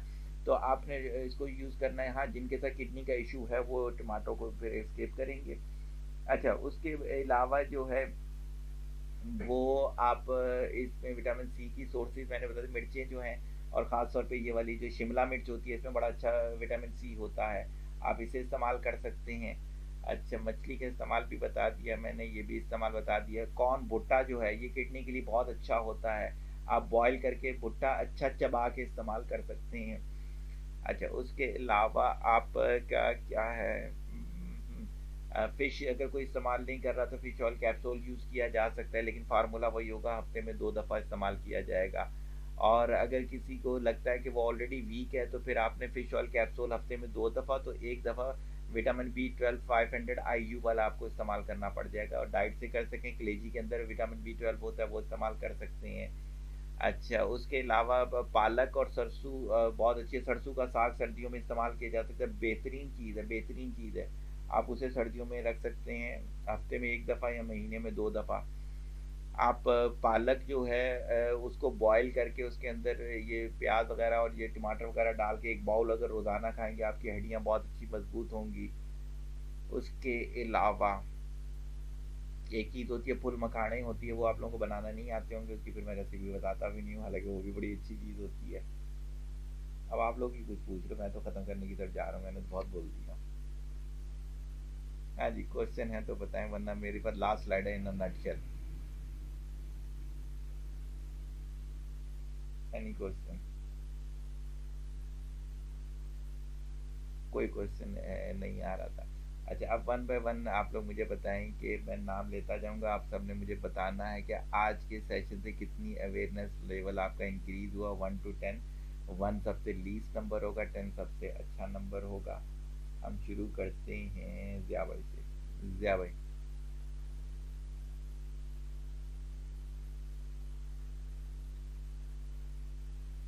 अच्छा अब देखिए मेरे कहने पे आया, वैसे नहीं आ रहा था।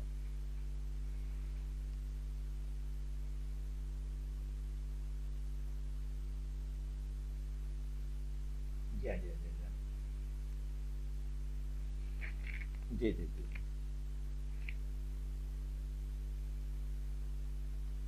कंसल्टेंट डॉक्टर तो नहीं होता, मैं कोई डॉक्टर तो नहीं हूं ना, आप मेरी कंसल्टेंसी में तो है ना।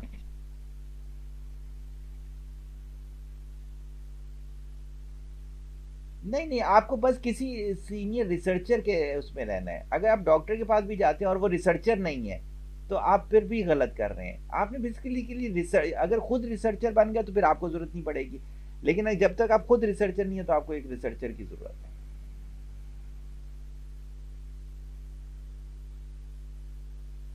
इंशाल्लाह अल्लाह ताला आपका ये भरम कायम रखे।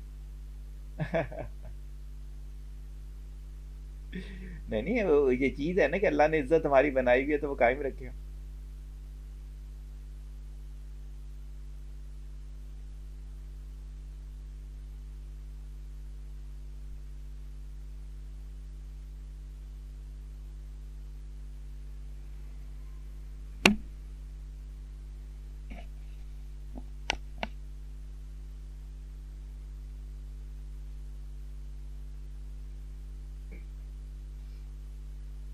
तो 1 to 10 में भी तो रेटिंग भी तो दे देना, सिर्फ तारीफ ही ना करें ना।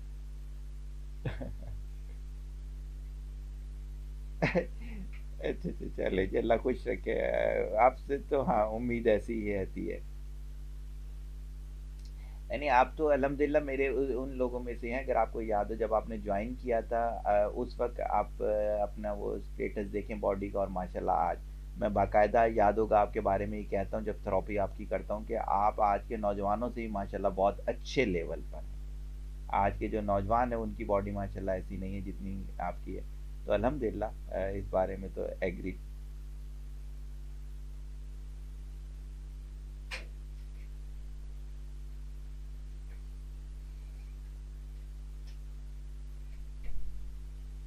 सही हो गया। चलें डॉक्टर फैसल से आप पूछ लेते हैं जी, डॉक्टर फैसल।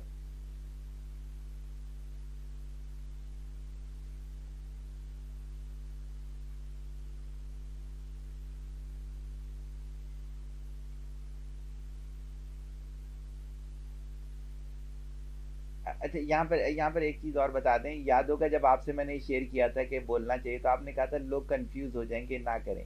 तो कंफ्यूज हुए आज लोग, या आप समझते हैं कि सही रहा पूरा? अल्हम्दुलिल्लाह।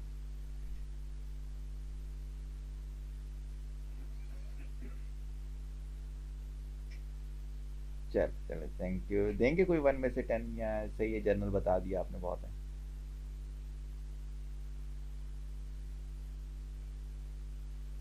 चल, अल्लाह अल्लाह खुश रखे, बहुत है। हाँ हाँ, आपकी तो फील्ड है ना, आप तो इसमें हाँ बिल्कुल ऐसे ही है। डॉक्टर जोना।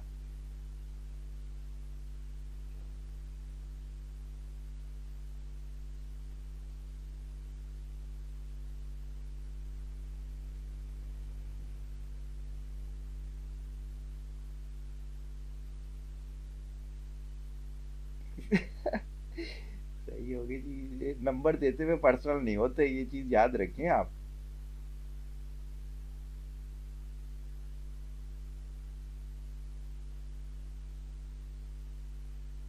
सही हो गए, हाफिज आसिम।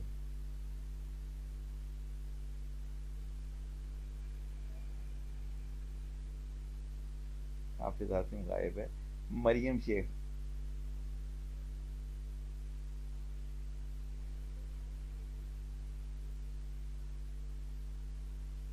हाफिज आप बोल रहे हो?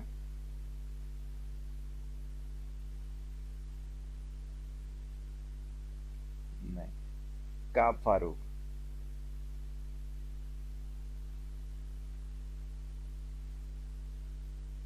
काब भी नहीं है। अच्छा जी, अफरा अंसारी।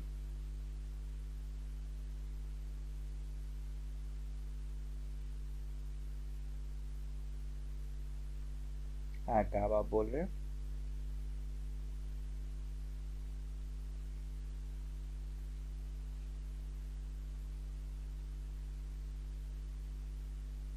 काब आपकी आवाज नहीं आ रही मेरे को।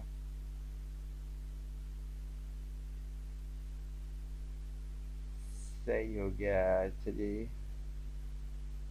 अब कौन? काब आप बोल रहे हो? आपकी आवाज नहीं आ रही मुझे। अच्छा चलें, अफरा बता दें।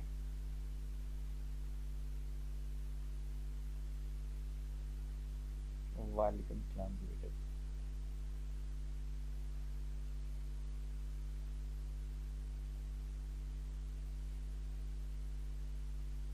Very good.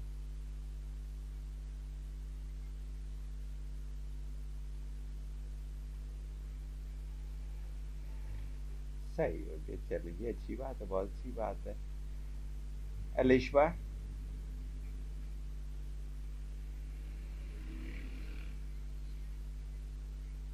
सही हो गया। आपको अवेयरनेस मिली है, इससे नहीं मिली?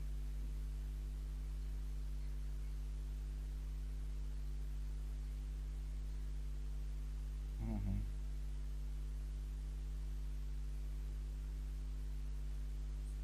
चलिए, ये तो बहुत अच्छी बात है। जी, मरियम शेख।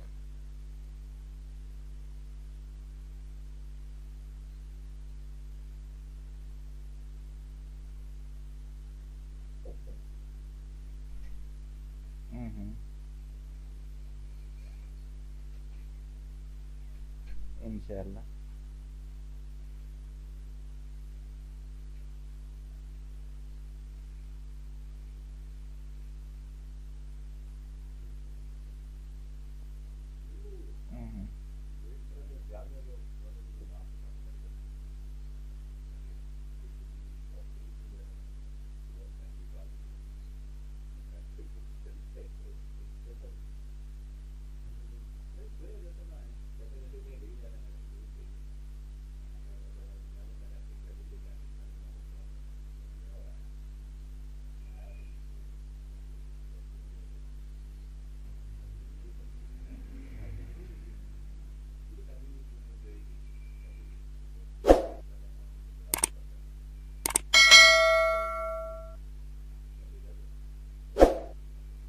सही हो गया।